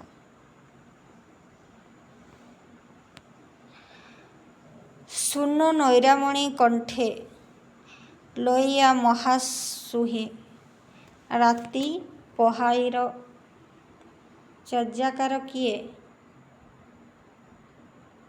ସବରିପା। ଶାନ୍ତିପାଙ୍କ ଗୁରୁ କିଏ? ଶାନ୍ତିପାଙ୍କ ଗୁରୁ ହେଉଛନ୍ତି ମଞ୍ଜୁ ବଜ୍ର। ବଜ୍ରଯାନର ପ୍ରବର୍ତ୍ତକା? ଇନ୍ଦ୍ରଭୂତି। ସହଜଯାନର ପ୍ରବର୍ତ୍ତକା? ଲକ୍ଷ୍ମୀଙ୍କରା। ଭୂସୁକୁପାଙ୍କ ମୂଳ ନାମ କ'ଣ? ଶାନ୍ତିଦେବ। ଜାତକ କଥା କେଉଁ ଧର୍ମ ସହିତ ସମ୍ପୃକ୍ତ? ବୌଦ୍ଧ ଧର୍ମ ସହ। କାହ୍ନୁପାଙ୍କ ଅନ୍ୟ ନାମ? ମନ୍ତ୍ରଣାଚାର୍ଯ୍ୟ। ସରହପାଦ କେଉଁ ନାମରେ ବିଖ୍ୟାତ? ମହାସବର ନାମରେ ସରହପାଦ ବିଖ୍ୟାତ। ନଗର ବାହାରେ ଡମ୍ବି ତୋହର କୁଡ଼ିଆ ର ଚର୍ଯାକାର କିଏ? କାହ୍ନୁପା। ନଗର ବାହାରେ ଡମ୍ବି ତୋହର କୁଡ଼ିଆ, ଏହାର ଚର୍ଯାକାର ବା ଲେଖକ ହେଉଛନ୍ତି କାହ୍ନୁପା। ଉଦଚ ଚାନ୍ଦ ଜିମ ସାଚ୍ୟନା ମିଚ୍ଛା କେଉଁ କବିଙ୍କ ରଚନା? ଲୁଇପା। ଉଦକ ଚାନ୍ଦ ଜିମ ସାଚ୍ୟନ ମିଚ୍ଛା ଏହାର ରଚୟିତା ହେଉଛନ୍ତି ଲୁଇପା। ଚର୍ଯ୍ୟା ଗୀତିକାର ସର୍ବାଧିକ କବିତା କେଉଁ କବିଙ୍କର ରହିଛି? କାହ୍ନୁପାଦାଙ୍କର 13ଟି କବିତା। ପଦ୍ମସମ୍ଭବ କିଏ? ଇନ୍ଦ୍ରଭତୀଙ୍କ ପାଳିତ ପୁତ୍ର ହେଉଛନ୍ତି ପଦ୍ମସମ୍ଭୂତ। ପାକ୍ ସମ୍ ଜୋନ୍ ଜାଙ୍ଗ୍ର ବିବରଣୀ କିଏ? ପାକ୍ ସମ୍ ଜୋନ୍ ଜାଙ୍ଗ୍ର ବିବରଣୀକାର ହେଉଛନ୍ତି ଲାମା ତାରନାଥ। ଚର୍ଯ୍ୟା ଗୀତିଗୁଡ଼ିକରେ କେଉଁ ପଦଟି ଧ୍ରୁବପଦ ଭାବରେ ବ୍ୟବହୃତ? ଦ୍ୱିତୀୟ ପଦଟି ଧ୍ରୁବପଦ ଭାବେ ବ୍ୟବହୃତ। ଚର୍ଯ୍ୟା ଗୀତିକାର ଭାଷା କ'ଣ? ଚର୍ଯ୍ୟା ଗୀତିକାର ଭାଷା ସନ୍ଧ୍ୟା ଭାଷା। ଚର୍ଯ୍ୟା ସନ୍ଧ୍ୟା ଭାଷାର ରଚନା ରୀତି କ'ଣ? ସଙ୍ଗତ, ଅସଙ୍ଗତ, ଆକ୍ଷରିକ, ଅର୍ଥ ସତ୍ତ୍ୱେ, ଗୂଢ଼ାର୍ଥ, ନିହିତ ପଦ। ଚର୍ଯ୍ୟା ଗୀତିକାର ଶାଶୁ କାହାର ପ୍ରତୀକ ଭାବେ ବ୍ୟବହୃତ? ଶ୍ୱାସ। ଚର୍ଯ୍ୟା ଗୀତିକାରେ ମୂଷା, ହରିଣ, ଗଜ କାହାର ପ୍ରତୀକ? ଚିତ୍ତ। ସିଦ୍ଧ ସାହିତ୍ୟ ଗ୍ରନ୍ଥର ରଚୟିତା କିଏ? ଧର୍ମବୀର ଭାଗୀରଥୀ। ବଜ୍ର ଗୀତାର ଭାଷା କ'ଣ? ଅବହଟ୍ଟ। ଦୋହାର ଭାଷା କ'ଣ ବୋଲି ଗବେଷକମାନେ ମତ ଦିଅନ୍ତି? ଅପଭ୍ରଂଶ। କିଏ ପ୍ରଥମେ ଗୌତମ ବୁଦ୍ଧଙ୍କ ଶିଷ୍ୟତ୍ୱ ଗ୍ରହଣ କରିଥିଲେ? ତପସ୍ୱୀ ଭଲ୍ଲୀକ। କଳିଙ୍ଗରେ ବୁଦ୍ଧଙ୍କର କେଉଁ ଅଂଶ ପୂଜା ହେଉଛି? ବାମ କଳଦାନ୍ତ। ମାଧ୍ୟମିକ ଶୂନ୍ୟବାଦର ପ୍ରବର୍ତ୍ତକ କିଏ? ନାଗାର୍ଜୁନ। ଅଶ୍ୱଘୋଷ କେଉଁ ସମୟର? ପ୍ରଥମ ଶତାବ୍ଦୀ। ପ୍ରମାଣ ସମୁଚ୍ଚୟ ଗ୍ରନ୍ଥ କିଏ ରଚନା କରିଥିଲେ? ଦିଗ୍‌ନାଗ। ଜଗନ୍ନାଥଙ୍କୁ ବୌଦ୍ଧ ରୂପେ ପ୍ରଥମେ କିଏ ପ୍ରାର୍ଥନା କରିଥିଲେ? ଇନ୍ଦ୍ରଭୂତି। ପ୍ରଣିପତ୍ୟ ଜଗନ୍ନାଥ ସର୍ବଜନୀ ବରାଶ୍ରିତମ୍ ପଦଟିର ସ୍ରଷ୍ଟା କିଏ? ଇନ୍ଦ୍ରଭୂତି। ନାଳନ୍ଦା ବିଶ୍ୱବିଦ୍ୟାଳୟରେ କୁଳପତି ଥିବା ଦୀପଙ୍ଗ୍‌ନାଗ ଓଡ଼ିଶାର କେଉଁ ସ୍ଥାନରେ ସାଧନାରତ ଥିଲେ? ପୁରୀ ଜିଲ୍ଲାର ଡେଲାଙ୍ଗ ନିକଟସ୍ଥ ଭରତଶୈଳ ବିହାରଠାରେ। କେଉଁମାନେ ମାଦଳା ପାଞ୍ଜିର ରଚନା କରିଥାନ୍ତି? ଦେଉଳ କରଣ ଆଉ ଚଢ଼ାଉ କରଣ। ମାଦଳା ପାଞ୍ଜିର ରଚନା କରିଥାନ୍ତି ଦେଉଳ କରଣ ଆଉ ଚଢ଼ାଉ କରଣ। ମାଦଳା ପାଞ୍ଜି ସମ୍ପର୍କରେ କେଉଁ ଓଡ଼ିଆ ଗବେଷକ ପ୍ରଥମେ ଚର୍ଚ୍ଚା କରିଥିଲେ? ଜଗବନ୍ଧୁ ସିଂହ। ପ୍ରାଚୀନ ଉତ୍କଳ କେବେ ପ୍ରକାଶିତ ଓ ଏହାର ସ୍ରଷ୍ଟା କିଏ? ଜଗବନ୍ଧୁ ସିଂହ। 1929ରେ ପ୍ରାଚୀନ ଉତ୍କଳ ପ୍ରକାଶିତ। ଏହାର ସ୍ରଷ୍ଟା ଜଗବନ୍ଧୁ ସିଂହ। ମାଦଳା ପାଞ୍ଜିର ବିଷୟବସ୍ତୁକୁ କେବେ ସାହିତ୍ୟ ସ୍ୱୀକୃତି ମିଳିଥିଲା? 1932। କିଏ ପ୍ରଥମେ ମାଦଳା ପାଞ୍ଜିର କିୟଦଂଶ ସଂକଳନ କରିଥିଲେ? ଆର୍ତ୍ତବଲ୍ଲଭ ମହାନ୍ତି। ଐତିହାସିକ ହରେକୃଷ୍ଣ ମହତାବ ମାଦଳା ପାଞ୍ଜିର ଲେଖା କେବେ ଆରମ୍ଭ ହୋଇଥିଲା ବୋଲି କହିଛନ୍ତି? ରାମଚନ୍ଦ୍ର ଦେବଙ୍କ ସମୟରୁ। କିମ୍ବଦନ୍ତୀ ଅନୁଯାୟୀ ମାଦଳା ପାଞ୍ଜି କେଉଁ ରାଜାଙ୍କ ସମୟରେ ଆରମ୍ଭ ହୋଇଥିଲା? ଚଢ଼ଗଙ୍ଗ ଦେବ। କେଉଁ ବିଦେଶୀ ଗବେଷକ ମାଦଳା ପାଞ୍ଜି ସମ୍ପର୍କରେ ପ୍ରଥମେ ଆଲୋଚନା କରିଥିଲେ? ଷ୍ଟାଲିନ୍ ସାହେବ। ମର୍ଦ୍ଦଳା ଆକାରରେ ବନ୍ଧା ହେଉଥିବାରୁ ଏହା ମାଦଳା ପାଞ୍ଜି ବୋଲି କିଏ କହିଥିଲେ? ଜଗବନ୍ଧୁ ସିଂହ। ମାଦଳା ପାଞ୍ଜି ପାଇଁ କିଏ ତଥ୍ୟ ସଂଗ୍ରହ କରିଛନ୍ତି? କଠୋରକରଣ। ମାଦଳା ପାଞ୍ଜିର କେତୋଟି ନକଲ ପ୍ରସ୍ତୁତ ହୋଇଥିବା ଜଣାଯାଏ? 3। ଜଗନ୍ନାଥ ମନ୍ଦିରର ଦୈନନ୍ଦିନ ନୀତି କେଉଁ ବିଭାଗରେ ଲିପିବଦ୍ଧ ହୋଇଥିଲା? କର୍ମାଙ୍ଗୀ। ମାଦଳା ପାଞ୍ଜିକୁ ଆସାମୀ ସାହିତ୍ୟରେ କାହା ସହ ତୁଳନା କରାଯାଏ? ବୁରୁଞ୍ଜି। ରୁଦ୍ର ସୁଧାନିଧିର ଲେଖକ କିଏ? ନାରାୟଣ ଅବଧୂତ ସ୍ୱାମୀ। ପ୍ରାଚୀନତମ ଗଦ୍ୟ ପଦ୍ୟାଦର୍ଶ ଗ୍ରନ୍ଥର ଲେଖକ କିଏ? ରୁଦ୍ର ଆଉ ସୁଧାନିଧିର କିଛି ଅଂଶ ସଂକଳିତ କରିଥାଏ ଆର୍ତ୍ତବଲ୍ଲଭ ମହାନ୍ତି। ପୂର୍ଣ୍ଣାଙ୍ଗ ରୁଦ୍ର ସୁଧାନିଧିକୁ କିଏ ସଂକଳିତ କରିଥିଲେ? କରୁଣାକର। ରୁଦ୍ର ସୁଧାନିଧି ଗ୍ରନ୍ଥର ନାୟକ କିଏ? ଅଭିନବ ଚୈତନ୍ୟ। ରୁଦ୍ର ସୁଧାନିଧିର ଖଳ ଚରିତ୍ର କିଏ? ଯୋଗୀ କାମାନନ୍ଦ। ରୁଦ୍ର ସୁଧାନିଧିରେ କେଉଁ ଧର୍ମର କଥା କୁହାଯାଇଛି? ଶୈବ ଧର୍ମ। ରୁଦ୍ର ସୁଧାନିଧି ଗ୍ରନ୍ଥର ରଚନା ନିୟମ କ'ଣ? 50 ବର୍ଣ୍ଣଭେଦ।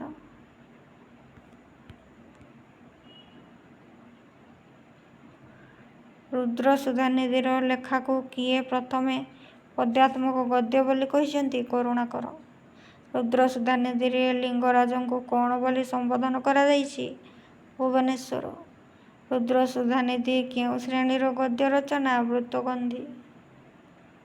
କେତେ ପ୍ରକାରର ଗଦ୍ୟ ରଚନା ଶୈଳୀ ରହିଛି? 4। କିଏ ପ୍ରଥମେ ସୋମନାଥ ବ୍ରତ କଥାର କିୟଦଂଶ ଆଲୋଚନା କରିବାକୁ ଆଣିଥିଲେ? ଆର୍ତ୍ତବଲ୍ଲଭ ମହାନ୍ତି। ସମ୍ପୂର୍ଣ୍ଣ ସୋମନାଥ ବ୍ରତ କଥାକୁ କିଏ ସମ୍ପାଦନ କରିଥିଲେ? ଜାନକୀ ବଲ୍ଲଭ ମହାନ୍ତି। ସୋମନାଥ ବ୍ରତ କଥା କେଉଁ ଧର୍ମର ପ୍ରାଧାନ୍ୟ ଦେଇଛି? ଶୈବ ଧର୍ମ। ପ୍ରସ୍ତାବ ଚିନ୍ତାମଣିର ଲେଖକ କିଏ? ନୀଳାମ୍ବର ବିଦ୍ୟାଧର। ପ୍ରସ୍ତାବ ଚିନ୍ତାମଣିର ପ୍ରଥମ ସମ୍ପାଦକ କିଏ? ସତ୍ୟନାରାୟଣ ରାଜଗୁରୁ। ଚାଚେରୀ ଲୀଳାର ଲେଖକ ଶରଣ ଦାସ। ଚାଚେରୀ ଲୀଳାର ରଚନା ଶୈଳୀ କ'ଣ? ପଦ୍ୟ, ଗଦ୍ୟ ପଦ୍ୟ ମିଶ୍ରିତ। ଚାଚେରୀ ଲୀଳାର ପ୍ରଥମ ସମ୍ପାଦକ କିଏ? ଆଶୁତୋଷ ପଟ୍ଟନାୟକ। ଯେହ୍ନେକ ବକ ନହୋଇ ନୀର, ତେହ୍ନେକ ମନ ପବନ ଥୀର କେଉଁ ଗ୍ରନ୍ଥରୁ ଆସିଛି? ଶିଶୁବେଦ। ଶିଶୁବେଦରେ କେଉଁ ଧର୍ମ କଥା କୁହାଯାଇଛି? ନାଥ ଧର୍ମ। ନାଥ ଧର୍ମ କେଉଁ ସାଧନ ଉପରେ ପ୍ରତିଷ୍ଠିତ? ହଠଯୋଗ, କାୟ ସାଧନା। ଯୋଗକୁ ପ୍ରାଧାନ୍ୟ ଦେଇଥିବା ନାଥ ଧର୍ମର ପ୍ରଥମ ଗ୍ରନ୍ଥ କ'ଣ? ଶିଶୁବେଦ। ଶିଶୁବେଦ ରଚନା କାଳ କେବେ ବୋଲି ମନେ କରାଯାଏ? 1300 ଶତାବ୍ଦୀ। ଶିଶୁବେଦରେ କେତୋଟି ଶ୍ଲୋକ ରହିଛି? 25। ଦୋଳଗୋବିନ୍ଦ ଶାସ୍ତ୍ରୀଙ୍କ ମତରେ ଶିଶୁ ଶବ୍ଦ କେଉଁଠୁ ଆସିଛି? ସୁଷୁମ୍ନା। ଶିଶୁବେଦର କେଉଁ ନାଥ ଯୋଗୀମାନଙ୍କର ନାମ ପ୍ରଚଳିତ? ଗୋରଖନାଥ। କଳସା ଚଉତିଶାର ସ୍ରଷ୍ଟା କିଏ? ବୈଶ୍ୟାଦାସ। କଳସା ଚଉତିଶାର ଲୋକମାନଙ୍କୁ ପ୍ରଥମେ କିଏ ଆଣିଥିଲେ? ବିଚ୍ଛନ୍ଦ ଚରଣ ପଟ୍ଟନାୟକ। ଓଡ଼ିଆ ସାହିତ୍ୟର ପ୍ରଥମ ଚଉତିଶା କ'ଣ? କଳସା ଚଉତିଶା। ନାଥ ସାହିତ୍ୟ ଓ ନାଥ ସମ୍ପ୍ରଦାୟ ପୁସ୍ତକର ଲେଖକ କିଏ? ବଂଶୀଧର ମହାନ୍ତି। ଭଜୁକିନା ରାମ ନାମରେ ଗୋବିନ୍ଦ ଭଜୁକିନା ରାମ ନାମ ଗୀତ କେଉଁମାନେ ବୋଲନ୍ତି? ନାଥ ଯୋଗୀମାନେ।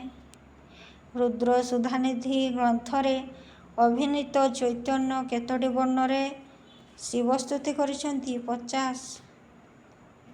କଳସା ଚଉତିଶା କେଉଁ ଧର୍ମ ଆଧାରିତ? ଶୈବ ଧର୍ମ। ପରାକୃତ ଭାଷା ହିଂସୁ ଥାଇ ଉକ୍ତିଟି କେଉଁ ଗ୍ରନ୍ଥରୁ ଆନୀତ? ରୁଦ୍ର ସୁଧାନିଧି। ଟୀକା ଗୋବିନ୍ଦ ଚନ୍ଦ୍ର କାହାର ରଚନା? ଯୋଗୀନ୍ଦ୍ର ଦୈବବିପ୍ର। ଶିଶୁବେଦକୁ ଏକ ମୌଳିକ ରଚନା ବୋଲି କିଏ ସ୍ୱୀକାର କରିଛନ୍ତି? ନଟବର ସାମନ୍ତରାୟ। କଳସା ଏକ କ'ଣ? କଳସା ଏକ ଛନ୍ଦ। କଳସା ଗୀତ କେଉଁ ପ୍ରକାରର ଗୀତ? ମଙ୍ଗଳ ଗୀତ। ଚଇନି ଚକଡ଼ା ପ୍ରଥମେ କିଏ ରଚନା କରିଥିଲେ? ଫକୀରମୋହନ। ମାଦଳା ପାଞ୍ଜିରେ କେଉଁ ରାଜାଙ୍କ ଠାରୁ ବର୍ଣ୍ଣନା ରହିଛି? ଯଯାତି କେଶରୀ। ମତ୍ସ୍ୟେନ୍ଦ୍ରନାଥ ଓ ଗୋରଖନାଥଙ୍କ କଥୋପକଥନ ଭଙ୍ଗୀରେ କେଉଁ ନାଥ ଗ୍ରନ୍ଥ ରଚିତ? ସପ୍ତାଙ୍ଗ ଯୋଗଧାରଣା। ଅମରକୋଷ ଗୀତା କାହା ନାମରେ ଭଣିତା ହୋଇଛି? ଆଦିନାଥ। ଓଡ଼ିଶାର ମାଦଳା ପାଞ୍ଜିକୁ ସିଂହଳର କାହା ସହ ତୁଳନା କରାଯାଏ? ଧାତୁବଂଶ। ମାଦଳା ପାଞ୍ଜି ସଂରକ୍ଷଣ ଦାୟିତ୍ୱ କାହାର ଥିଲା? କୋଠରକରଣ। ସାରଳା ପଞ୍ଚସଖା। ଶାରଳା ଦାସ ପିତୃଦତ୍ତ ନାମ। ସେ ଦେଶର ପରିଡ଼ା। ଶାରଳା ଦାସଙ୍କ ଜନ୍ମସ୍ଥାନ ଝଙ୍କଡ଼ ନିକଟସ୍ଥ କନକପୁର ପାଟଣା। କେଉଁ ଦେବୀଙ୍କ ଠାରେ ଶାରଳା ନିଜକୁ ସମର୍ପିଥିଲେ? ଦେବୀ ଶାରଳା। ଶାରଳା ଦାସଙ୍କ ସମୟର ଓଡ଼ିଶାରେ ସମ୍ରାଟ ଥିଲେ କପିଳେନ୍ଦ୍ର ଦେବ। ପୂର୍ବଜନ୍ମରେ ଶାରଳା ଦାସ କେଉଁ ନାମରେ ପରିଚିତ ଥିଲେ? କାଳିଦାସ। ପରଶୁରାମ ବିଜୟ ନାଟକର ସ୍ରଷ୍ଟା କିଏ ଥିଲେ? କପିଳେନ୍ଦ୍ର ଦେବ। ପଞ୍ଚଦଶ ଶତାବ୍ଦୀରେ ରଚିତ କେଉଁ ସଂସ୍କୃତ ନାଟକରେ ଓଡ଼ିଆ ଗୀତ ରହିଛି? ପରଶୁରାମ ବିଜୟ।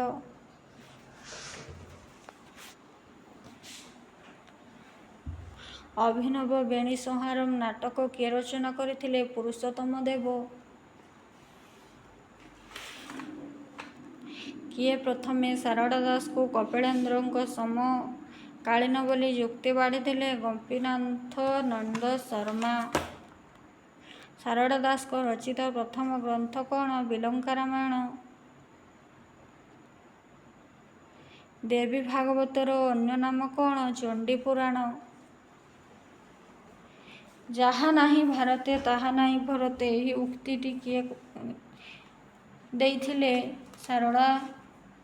ମହାଭାରତ।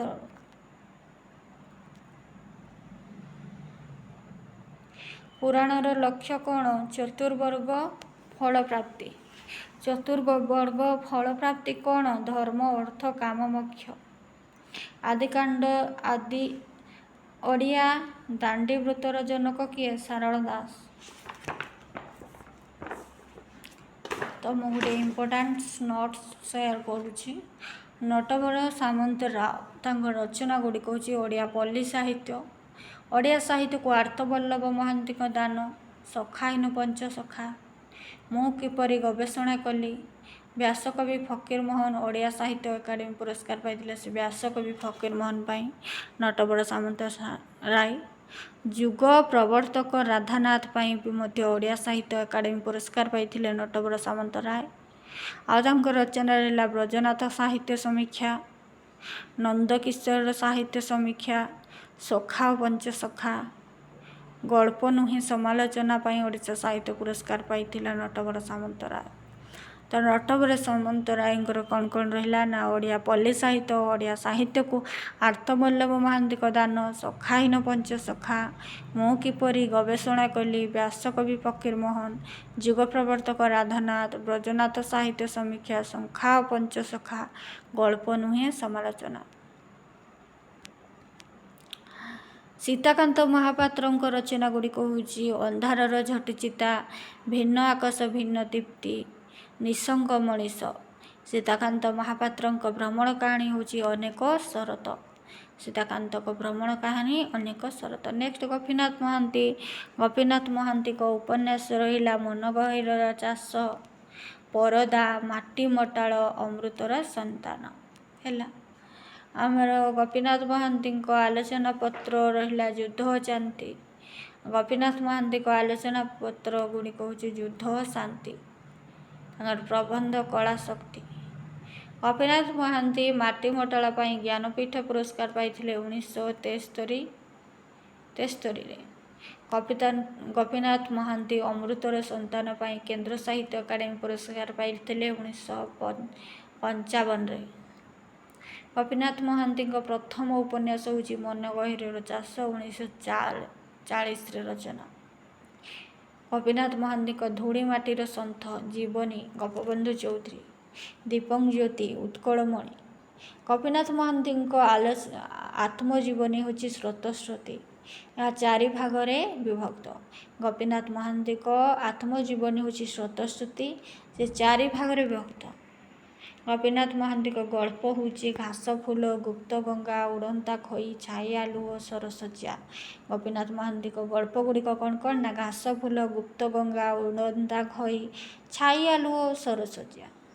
କୁଞ୍ଜବିହାରୀ ଦାସ। କୁଞ୍ଜବିହାରୀ ଦାସଙ୍କର ଆତ୍ମଜୀବନୀ ରହିଛି ମୋ କାହାଣୀ ପାଇଁ ସେ କେନ୍ଦ୍ର ସାହିତ୍ୟ ଏକାଡେମୀ ପୁରସ୍କାର ପାଇଛନ୍ତି। କୁଞ୍ଜବିହାରୀ ଦାସ ଆତ୍ମଜୀବନୀ ହେଉଛି ମୋ କାହାଣୀ ପାଇଁ ସେ କେନ୍ଦ୍ର ସାହିତ୍ୟ ଏକାଡେମୀ ପୁରସ୍କାର ପାଇଛନ୍ତି। ଆମର କୁଞ୍ଜବିହାରୀ ଦାସ ଲୋକରତ୍ନ ଉପାଧି ପାଇଲେ 1978ରେ। କୁଞ୍ଜବିହାରୀ ଦାସ ଲୋକରତ୍ନ ଉପାଧି ପାଇଲେ 1978ରେ। କୁଞ୍ଜବିହାରୀ ଦାସଙ୍କ ଭ୍ରମଣ କାହାଣୀ ଗୁଡ଼ିକ ହେଉଛି କୋଲକାତା ଏକାଡେମୀ ଅଫ୍ ଲା। ଭ୍ରମଣ କାହାଣୀ କୁଞ୍ଜବିହାରୀ ଦାସଙ୍କ ଭ୍ରମଣ କାହାଣୀ ହେଉଛି କୋଲକାତା ଏକାଡେମୀ ଆମେରିକାରୁ ୟୁରୋପ ପାଇଁ ଓଡ଼ିଶା ସାହିତ୍ୟ ଏକାଡେମୀ ପୁରସ୍କାର ପାଇଛନ୍ତି। କୁଞ୍ଜବିହାରୀ ଦାସ ଆମେରିକାରୁ ୟୁରୋପ ପାଇଁ ଓଡ଼ିଶା ସାହିତ୍ୟ ଏକାଡେମୀ ପୁରସ୍କାର ପାଇଛନ୍ତି। ଖଗେଶ୍ୱର ମହାପାତ୍ରଙ୍କ ରଚନା ହେଉଛି ଚର୍ଯ୍ୟା ଗୀତିକା, ସମାଲୋଚନାର ଦିଗ ଦିଗନ୍ତ, ଓଡ଼ିଆ ପ୍ରତ୍ନତତ୍ତ୍ୱ। ଖଗେଶ୍ୱର ମହାପାତ୍ରଙ୍କ ରଚନା ହେଉଛି ଚର୍ଯ୍ୟା ଗୀତିକା, ସମାଲୋଚନାର ଦିଗ ଦିଗନ୍ତ, ଓଡ଼ିଆ ପ୍ରତ୍ନତତ୍ତ୍ୱ। ହେଲା, नेक्स्ट उपन्यास देखा आम इम्पोर्टाट उपन्यासकार सुरेन्द्र महांती। प्रथम सुरेन्द्र महांती आत्मजीवनी हूँ पथ पृथ्वी। सुरेन्द्र महांती आत्मजीवनी हूँ पथ पृथ्वी। सुरेन्द्र महांती गल्प हूँ सबुजपुत्र धूसर गोलाप। सबुजपुत्र धूसर गोलाप से ओडिशा साहित्य एकाडेमी पुरस्कार पाइथिले 1959। सुरेन्द्र महांती गल्प सबुजपुत्र आ धूसर गोलाप ओडिशा साहित्य पुरस्कार पाइथिले 1959। सुरेन्द्र महांती राजनैतिक उपन्यास हूँ अंध दिगंत। सुरेन्द्र महांती राजनैतिक उपन्यास हूँ अंध दिगंत। सुरेन्द्र महांती शेष उपन्यास हूँ माटी फटा माटी। सुरेन्द्र महांती शेष उपन्यास हूँ फटा माटी। प्रथम उपन्यास हूँ कॉलेज बॉय। सुरेन्द्र महांती प्रथम उपन्यास हूँ कॉलेज बॉय। सुरेन्द्र महांती गल्प हूँ कृष्णचूड़ा, मनगहे महानदीर महानगरीर रात्रि, रुटीय चंद्र, सबुजपत्र धूसर गोलाप, मराणर मृत्यु, कवि और नर्तकी, शेष कविता, महानिर्माण, मांसर कोणार्क है। सुरेन्द्र महांती गल्प गुड़िक कौन रहा ना कृष्णचूड़ा, महानगरीर रात्रि, रुटीय चंद्र, सबुजपत्र धूसर गोलाप, सबुजपत्र धूसर गोलाप, सारଳାର मृत्यु, कवि और नर्तकी, शेष कविता, महानिर्माण, मांसर कोणार्क। सुरेन्द्र महांती प्रथम राजनैतिक उपन्यास हूँ पूजार बली। सुरेन्द्र महांती प्रथम राजनैतिक उपन्यास पूजार बली, रामप्रसाद सिंह। नेक्स्ट रामशंकर राय। रामशंकर राय उपन्यास हूँ सौदामिनी, प्रथम असंपूर्ण उपन्यास। रामशंकर राय प्रथम असंपूर्ण उपन्यास हूँ सौदामिनी। से उत्कल साहित्य पत्रिकार प्रकाशित सॉरी साहित्य एकाडेमी पुरस्कार पाइथिले सौदामिनी पाई। उत्कल मधुप पत्रिकार प्रकाशित सौदामिनी उपन्यास। उत्कल मधुप पत्रिकार प्रकाशित। उन्मादिनी रामशंकर राय उन्मादिनी आ विवासिनी उत्कल प्रभार प्रकाशित। उन्मादिनी मध्य असंपूर्ण, ये इंद्रधनु पत्रिकार प्रकाशित। उन्मादिनी और विवासिनी इंद्रधनु पत्रिकार प्रकाशित। नेक्स्ट रामशंकर राय मठर संवाद, अनाथिनी आमर प्रदीप पत्रिकार प्रकाशित। नेक्स्ट कान्हूचरण महांती। कान्हूचरण महांती का उपन्यास से केंद्र साहित्य एकाडेमी पुरस्कार पाइथिले 1958। कान्हूचरण महांती होउछन्ति गोपीनाथ महांती को भाई। का उपन्यास केंद्र साहित्य एकाडेमी पुरस्कार पाइथिले 1958। कालीचरण पाणिग्राही गल्प गुड़िक हूँ रेलगाड़ी बीट घर, पंगु, सापुआ, शेष रश्मि, द्वादशी, सागरिका। कालीचरण पाणिग्राही गल्प गुड़िक हूँ रेलगाड़ी बीट घर, पंगु, सापुआ, शेष रश्मि, द्वादशी, सागरिका। कालीचरण पाणिग्राही जीवनी गुड़िक हूँ भक्त कवि मधुसूदन, कर्मवीर गौरीशंकर। कालीचरण पाणिग्राही जीवनी हूँ भक्त कवि मधुसूदन, कर्मवीर गौरीशंकर। कालीचरण पाणिग्राही आत्मजीवनी हूँ जहाँ अंगे निभाई। कालीचरण पाणिग्राही आत्मजीवनी जहाँ अंगे निभाई। कालीचरण पाणिग्राही भ्रमण पुस्तक गली ओइली रूस जर्मनी। कालीचरण पाणिग्राही भ्रमण पुस्तक गली ओइली रूस जर्मनी। कालीचरण पाणिग्राही प्रबंध पुस्तक हूँ साहित्य समाचार, नेतृत्व और साहित्य। कालीचरण पाणिग्राही भ्रमण पुस्तक हूँ साहित्य समाचार, नेतृत्व और साहित्य। महापात्र नीलमणि साहू, तामसी राधा। महापात्र नीलमणि साहू उपन्यास तामसी राधा। महापात्र नीलमणि साहू गल्प हूँ अभिशप्त गंधर्व से ओडिशा साहित्य एकाडेमी पुरस्कार पाइथिले 1984। सारड़ा पुरस्कार पाइथिले 1983। महापात्र नीलमणि साहू गल्प अभिशप्त गंधर्व से केंद्र साहित्य एकाडेमी पुरस्कार पाइथिले, ता सहित सारड़ा पुरस्कार पाइथिले। महापात्र नीलमणि साहू गल्प हूँ ଆକାଶ ପାତାଳ ପାଇଁ ସେ ଓଡ଼ିଶା ସାହିତ୍ୟ ଏକାଡେମୀ ପୁରସ୍କାର ପାଇଥିଲେ 1978ରେ। ମହାପାତ୍ର ନୀଳମଣି ସାହୁଙ୍କ ଗଳ୍ପ ଆକାଶ ପାତାଳ ପାଇଁ ସେ ଓଡ଼ିଶା ସାହିତ୍ୟ ଏକାଡେମୀ ପୁରସ୍କାର ପାଇଥିଲେ। ମହାପାତ୍ର ନୀଳମଣି ସାହୁଙ୍କର ଆଲୋଚନା ପୁସ୍ତକ ହେଉଛି କଥା ସାହିତ୍ୟ ଓ କଥା ରମ୍ୟ ରଚନା। ମହାପାତ୍ର ନୀଳମଣି ସାହୁଙ୍କର ଆଲୋଚନା ପୁସ୍ତକ ହେଉଛି କଥା ସାହିତ୍ୟ କଳା ଓ ରମ୍ୟ ରଚନା। ମହାପାତ୍ର ନୀଳମଣି ସାହୁଙ୍କ ପ୍ରଥମ ଗଳ୍ପ ହେଉଛି ପ୍ରେମ ଓ ତ୍ରିଭୁଜ। ମହାପାତ୍ର ନୀଳମଣି ସାହୁଙ୍କର ପ୍ରଥମ ଗଳ୍ପ ହେଉଛି ପ୍ରେମ ଓ ତ୍ରିଭୁଜ। ମହାପାତ୍ର ନୀଳମଣି ସାହୁଙ୍କ ଶେଷ ଗଳ୍ପ ହେଉଛି ବାଇଧର ବାବୁଙ୍କ ରାଜଯୋଗ। ମହାପାତ୍ର ନୀଳମଣି ସାହୁଙ୍କର ଶେଷ ଗଳ୍ପ ହେଉଛି ବାଇଧର ବାବୁଙ୍କ ରାଜଯୋଗ। ମହାପାତ୍ର ନୀଳମଣି ସାହୁଙ୍କର ଗଳ୍ପ ଗୁଡ଼ିକ ହେଉଛି ମିଛ ବାଘ, ସର୍ବେ ଶୁଣନ୍ତୁ, ଅମୃତସ୍ୟ ପୁତ୍ର, ଗଞ୍ଜେଇ ଗବେଷଣା, ସୁମିତ୍ରାର ହସ, ବିଷ୍ଣୁମାୟା, ଅନ୍ଧରାତ୍ରିର ସୂର୍ଯ୍ୟ, କପୋତ ପକ୍ଷୀ, ଗୁରୁ ମୋର, ଫିଙ୍ଗଳା ସେ ଅନ୍ୟ ଜଣେ, ସକାଳ ପଖାଳ, ବୃନ୍ଦାବନର ଶେଷ ଧୂପ, ରାନ ଅପାଠାରୁ ପୁଷି ପର୍ଯ୍ୟନ୍ତ। ହେଲା, ମହାପାତ୍ର ନୀଳମଣି ସାହୁଙ୍କ ଗଳ୍ପ ଗୁଡ଼ିକ ହେଉଛି ମିଛ ବାଘ, ସର୍ବେ ଶୁଣନ୍ତୁ, ଅମୃତସ୍ୟ ପୁତ୍ର, ଗଞ୍ଜେଇ ଓ ଗବେଷଣା, ସୁମିତ୍ରାର ହସ, ବିଷ୍ଣୁମାୟା, ଅନ୍ଧରାତ୍ରିର ସୂର୍ଯ୍ୟ, କପୋତ ପକ୍ଷୀ, ଗୁରୁ ମୋର, ଫିଙ୍ଗଳା ସେ ଅନ୍ୟ ଜଣେ, ସକାଳ ପଖାଳ, ବୃନ୍ଦାବନର ଶେଷ ଧୂପ, ରାନ ଉପଠାରୁ ପୁଷି ପର୍ଯ୍ୟନ୍ତ। ସାତକୋଡ଼ି ହତା। ନେକ୍ସଟ ସାତକୋଡ଼ି ହତା। ସାତକୋଡ଼ି ହତାଙ୍କର ଉପନ୍ୟାସ ହେଉଛି ଅନ୍ଧ। ଅଶାନ୍ତ ଅରଣ୍ୟ ପାଇଁ ସେ ଓଡ଼ିଶା ସାହିତ୍ୟ ଏକାଡେମୀ ପୁରସ୍କାର ପାଇଥିଲେ। ସାତକୋଡ଼ି ହତା ଅଶାନ୍ତ ଅରଣ୍ୟ ପାଇଁ ଓଡ଼ିଶା ସାହିତ୍ୟ ଏକାଡେମୀ ପୁରସ୍କାର ପାଇଥିଲେ। ଆଉ ଜନନୀ ଜନ୍ମଭୂମି ପାଇଁ ସାରଳା ପୁରସ୍କାର ପାଇଥିଲେ 2004। ସାତକୋଡ଼ି ହତା ଅଶାନ୍ତ ଅରଣ୍ୟ ପାଇଁ ଓଡ଼ିଶା ସାହିତ୍ୟ ଏକାଡେମୀ ପୁରସ୍କାର ପାଇଥିଲେ 1987ରେ। ଜନନୀ ଜନ୍ମଭୂମି ପାଇଁ ସାରଳା ପୁରସ୍କାର ପାଇଥିଲେ 2004। ସାତକୋଡ଼ି ହତାଙ୍କର ଗଳ୍ପ ଗୁଡ଼ିକ ହେଉଛି କିରିବୁକୁର କନ୍ୟା, ଫୁଲ ଗୋଟିଏ ସୁରଭି, ସାୟାହ୍ନର ସଭା, ଶୁମ୍ଭ ନିଶୁମ୍ଭ, ଶୋଣିତର ସ୍ୱପ୍ନ। ସାତକୋଡ଼ି ହତାଙ୍କର ଗଳ୍ପ ଗୁଡ଼ିକ ହେଉଛି କିରିବୁକୁର କନ୍ୟା, ଫୁଲ ଗୋଟିଏ ସୁରଭି, ସାୟାହ୍ନର ସଭା, ଶୁମ୍ଭ ନିଶୁମ୍ଭ, ଶୋଣିତର ସ୍ୱପ୍ନ। ଶାନ୍ତନୁ କୁମାର ଆଚାର୍ଯ୍ୟ। ଶାନ୍ତନୁ କୁମାର ଆଚାର୍ଯ୍ୟ ତାଙ୍କର ନରକିନ୍ନର ଉପନ୍ୟାସ ପାଇଁ ଓଡ଼ିଶା ସାହିତ୍ୟ ଏକାଡେମୀ ପୁରସ୍କାର ପାଇଥିଲେ 1965ରେ। ଶାନ୍ତନୁ କୁମାର ଆଚାର୍ଯ୍ୟ ନରକିନ୍ନର ପାଇଁ ଓଡ଼ିଶା ସାହିତ୍ୟ ଏକାଡେମୀ ପୁରସ୍କାର ପାଇଥିଲେ। ଶାନ୍ତନୁ କୁମାର ଆଚାର୍ଯ୍ୟଙ୍କ ଉପନ୍ୟାସ ଗୁଡ଼ିକ ହେଉଛି ଶକୁନ୍ତଳା ଉପନ୍ୟାସ ପାଇଁ ସାରଳା ପୁରସ୍କାର ପାଇଥିଲେ। ଶାନ୍ତନୁ କୁମାର ଆଚାର୍ଯ୍ୟ ଶକୁନ୍ତଳା ଉପନ୍ୟାସ ପାଇଁ ସାରଳା ପୁରସ୍କାର ପାଇଥିଲେ। ଶାନ୍ତନୁ କୁମାର ଆଚାର୍ଯ୍ୟଙ୍କ ଗଳ୍ପ ରହିଲା ଚଳନ୍ତି ଠାକୁର ପାଇଁ କେନ୍ଦ୍ର ସାହିତ୍ୟ ଏକାଡେମୀ ପୁରସ୍କାର ପାଇଥିଲେ। ଆଉ ଗଳ୍ପ ରହିଛି ଦୁର୍ବାର, ଅରଣ୍ୟଚୂଳ, ଅଦିନ ବଉଳ, ମନ ମର୍ମର। ଶାନ୍ତନୁ କୁମାର ଆଚାର୍ଯ୍ୟଙ୍କ ଗଳ୍ପ ଚଳନ୍ତି ଠାକୁର ପାଇଁ ସେ କେନ୍ଦ୍ର ସାହିତ୍ୟ ଏକାଡେମୀ ପୁରସ୍କାର ପାଇଥିଲେ। ଅନ୍ୟ ଗଳ୍ପ ଗୁଡ଼ିକ ହେଉଛି ଦୁର୍ବାର, ଅରଣ୍ୟଚୂଳ, ଅଦିନ ବଉଳ, ମନ ମର୍ମର।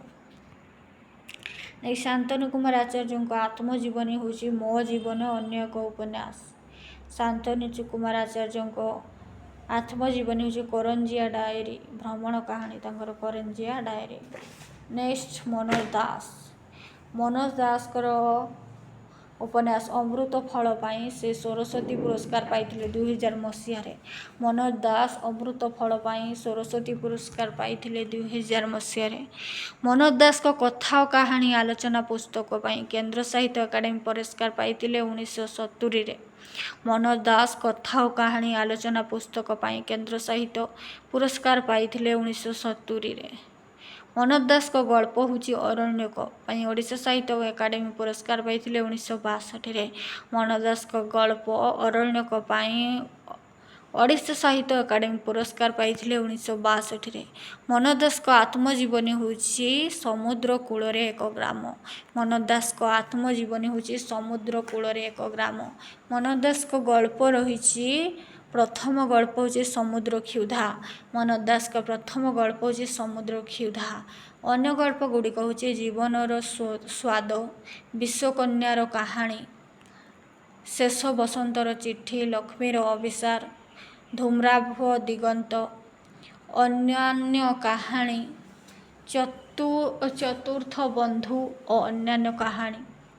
ମନୋହର ଦାସଙ୍କ ଗଳ୍ପ ଗୁଡ଼ିକ ହେଉଛି ସମୁଦ୍ର କ୍ଷୁଧା, ଜୀବନର ସ୍ୱାଦ, ବିଶ୍ୱକନ୍ୟାର କାହାଣୀ, ଶେଷ ବସନ୍ତର ଚିଠି, ବହୁତ ଇମ୍ପୋର୍ଟାଣ୍ଟ, ଲକ୍ଷ୍ମୀର ଅଭିସାର, ଧୂମ୍ରାମ୍ବ ଦିଗନ୍ତ, ଅନ୍ୟାନ୍ୟ କାହାଣୀ, ଚତୁର୍ଥ ବନ୍ଧୁ ଓ ଅନ୍ୟାନ୍ୟ କାହାଣୀ। କବିତା ରହିଛି ମନୋହର ଦାସଙ୍କ କବିତା ହେଉଛି ନନ୍ଦାବତୀର ମାଝି, ବିପ୍ଳବୀ ଫକୀରମୋହନ, ଶତାବ୍ଦୀର ଆର୍ତ୍ତନାଦ। ମନୋହର ଦାସଙ୍କ କବିତା ଗୁଡ଼ିକ ହେଉଛି ନନ୍ଦାବତୀର ମାଝି, ବିପ୍ଳବୀ ଫକୀରମୋହନ, ଶତାବ୍ଦୀର ଆର୍ତ୍ତନାଦ। ନେକ୍ସଟ ବିଭୂତି ପଟ୍ଟନାୟକ। ବିଭୂତି ପଟ୍ଟନାୟକଙ୍କର ଉପନ୍ୟାସ ହେଉଛି ଅଶ୍ୱମେଧର ଘୋଡ଼ା। ଉପନ୍ୟାସ ପାଇଁ ଓଡ଼ିଶା ସାହିତ୍ୟ ଏକାଡେମୀ ପୁରସ୍କାର ପାଇଥିଲେ 1985ରେ। ବିଭୂତି ପଟ୍ଟନାୟକ ଅଶ୍ୱମେଧର ଘୋଡ଼ା ଉପନ୍ୟାସ ପାଇଁ ଓଡ଼ିଶା ସାହିତ୍ୟ ଏକାଡେମୀ ପୁରସ୍କାର ପାଇଥିଲେ 1985ରେ। ବିଭୂତି ପଟ୍ଟନାୟକଙ୍କର ଗଳ୍ପ ହେଉଛି ମହିଷାସୁରର ମୁହଁ ପାଇଁ କେନ୍ଦ୍ର ସାହିତ୍ୟ ପୁରସ୍କାର ପାଇଥିଲେ 2015ରେ। ବିଭୂତି ପଟ୍ଟନାୟକ ମହିଷାସୁରର ମୁହଁ ପାଇଁ କେନ୍ଦ୍ର ସାହିତ୍ୟ ପୁରସ୍କାର ପାଇଥିଲେ।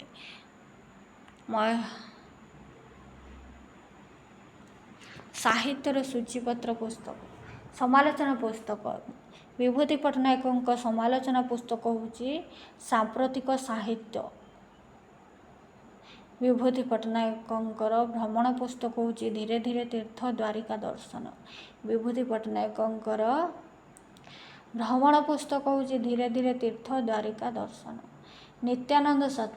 ନିତ୍ୟାନନ୍ଦ ଶତପଥୀଙ୍କର ହେଉଛି ହେ ସାଥୀ ହେ ସାରଥୀ ପାଇଁ ଭାରତ ଭାଗ୍ୟ ବିଧାତା। ହେ ସାଥୀ ହେ ସାରଥୀ ଭାରତ ଭାଗ୍ୟ ବିଧାତା। ନିତ୍ୟାନନ୍ଦ ଶତପଥୀଙ୍କ ଆତ୍ମଜୀବନୀ ହେଉଛି ନାହଂ ତିଷ୍ଠାମି ବୈକୁଣ୍ଠେ। ନିତ୍ୟାନନ୍ଦ ଶତପଥୀଙ୍କ ଆତ୍ମଜୀବନୀ ବହୁତ ଇମ୍ପୋର୍ଟାଣ୍ଟ, ନାହଂ ତିଷ୍ଠାମି ବୈକୁଣ୍ଠେ। ନେକ୍ସଟ ରାମଚନ୍ଦ୍ର ବେହେରା। ରାମଚନ୍ଦ୍ର ବେହେରାଙ୍କ ଗଳ୍ପ ଗୁଡ଼ିକ ହେଉଛି ଗୋପପୁର ପାଇଁ ସେ କେନ୍ଦ୍ର ସାହିତ୍ୟ ଏକାଡେମୀ ପୁରସ୍କାର ପାଇଥିଲେ 2005ରେ। ରାମଚନ୍ଦ୍ର ବେହେରାଙ୍କ ଗଳ୍ପ ଗୋପପୁର ପାଇଁ ସେ କେନ୍ଦ୍ର ସାହିତ୍ୟ ପୁରସ୍କାର ପାଇଥିଲେ 2005ରେ। ରାମଚନ୍ଦ୍ର ବେହେରାଙ୍କ ଗଳ୍ପ ହେଉଛି ଅହଙ୍କାରର ଧ୍ୱନି ପାଇଁ ସେ ସାରଳା ପୁରସ୍କାର ପାଇଥିଲେ 1991ରେ। ଅହଙ୍କାରର ଧ୍ୱନି। ରାମଚନ୍ଦ୍ର ବେହେରାଙ୍କ ଉପନ୍ୟାସ ହେଉଛି ଅଭିନୟର ପରିଧି ପାଇଁ ଓଡ଼ିଶା ସାହିତ୍ୟ ଏକାଡେମୀ ପୁରସ୍କାର ପାଇଥିଲେ। ରାମଚନ୍ଦ୍ର ବେହେରାଙ୍କ ଗଳ୍ପ ଫଟା କାନ୍ଥର ଗଛ, ସବୁଜମାର ପରମାୟୁ, ଅବଶିଷ୍ଟ ଆୟୁଷ, ଦ୍ୱିତୀୟ ଶ୍ମଶାନ। ନେକ୍ସଟ ଆମର ଜଗଦୀଶ ମହାନ୍ତିଙ୍କ ଗଳ୍ପ ହେଉଛି ସୁନା ଇଲିସି, ସାରଳା ପୁରସ୍କାର ପାଇଥିଲେ। ଜଗଦୀଶ ମହାନ୍ତିଙ୍କ ଗଳ୍ପ ସୁନା ଇଲିସି ପାଇଁ ସାରଳା ପୁରସ୍କାର ପାଇଥିଲେ।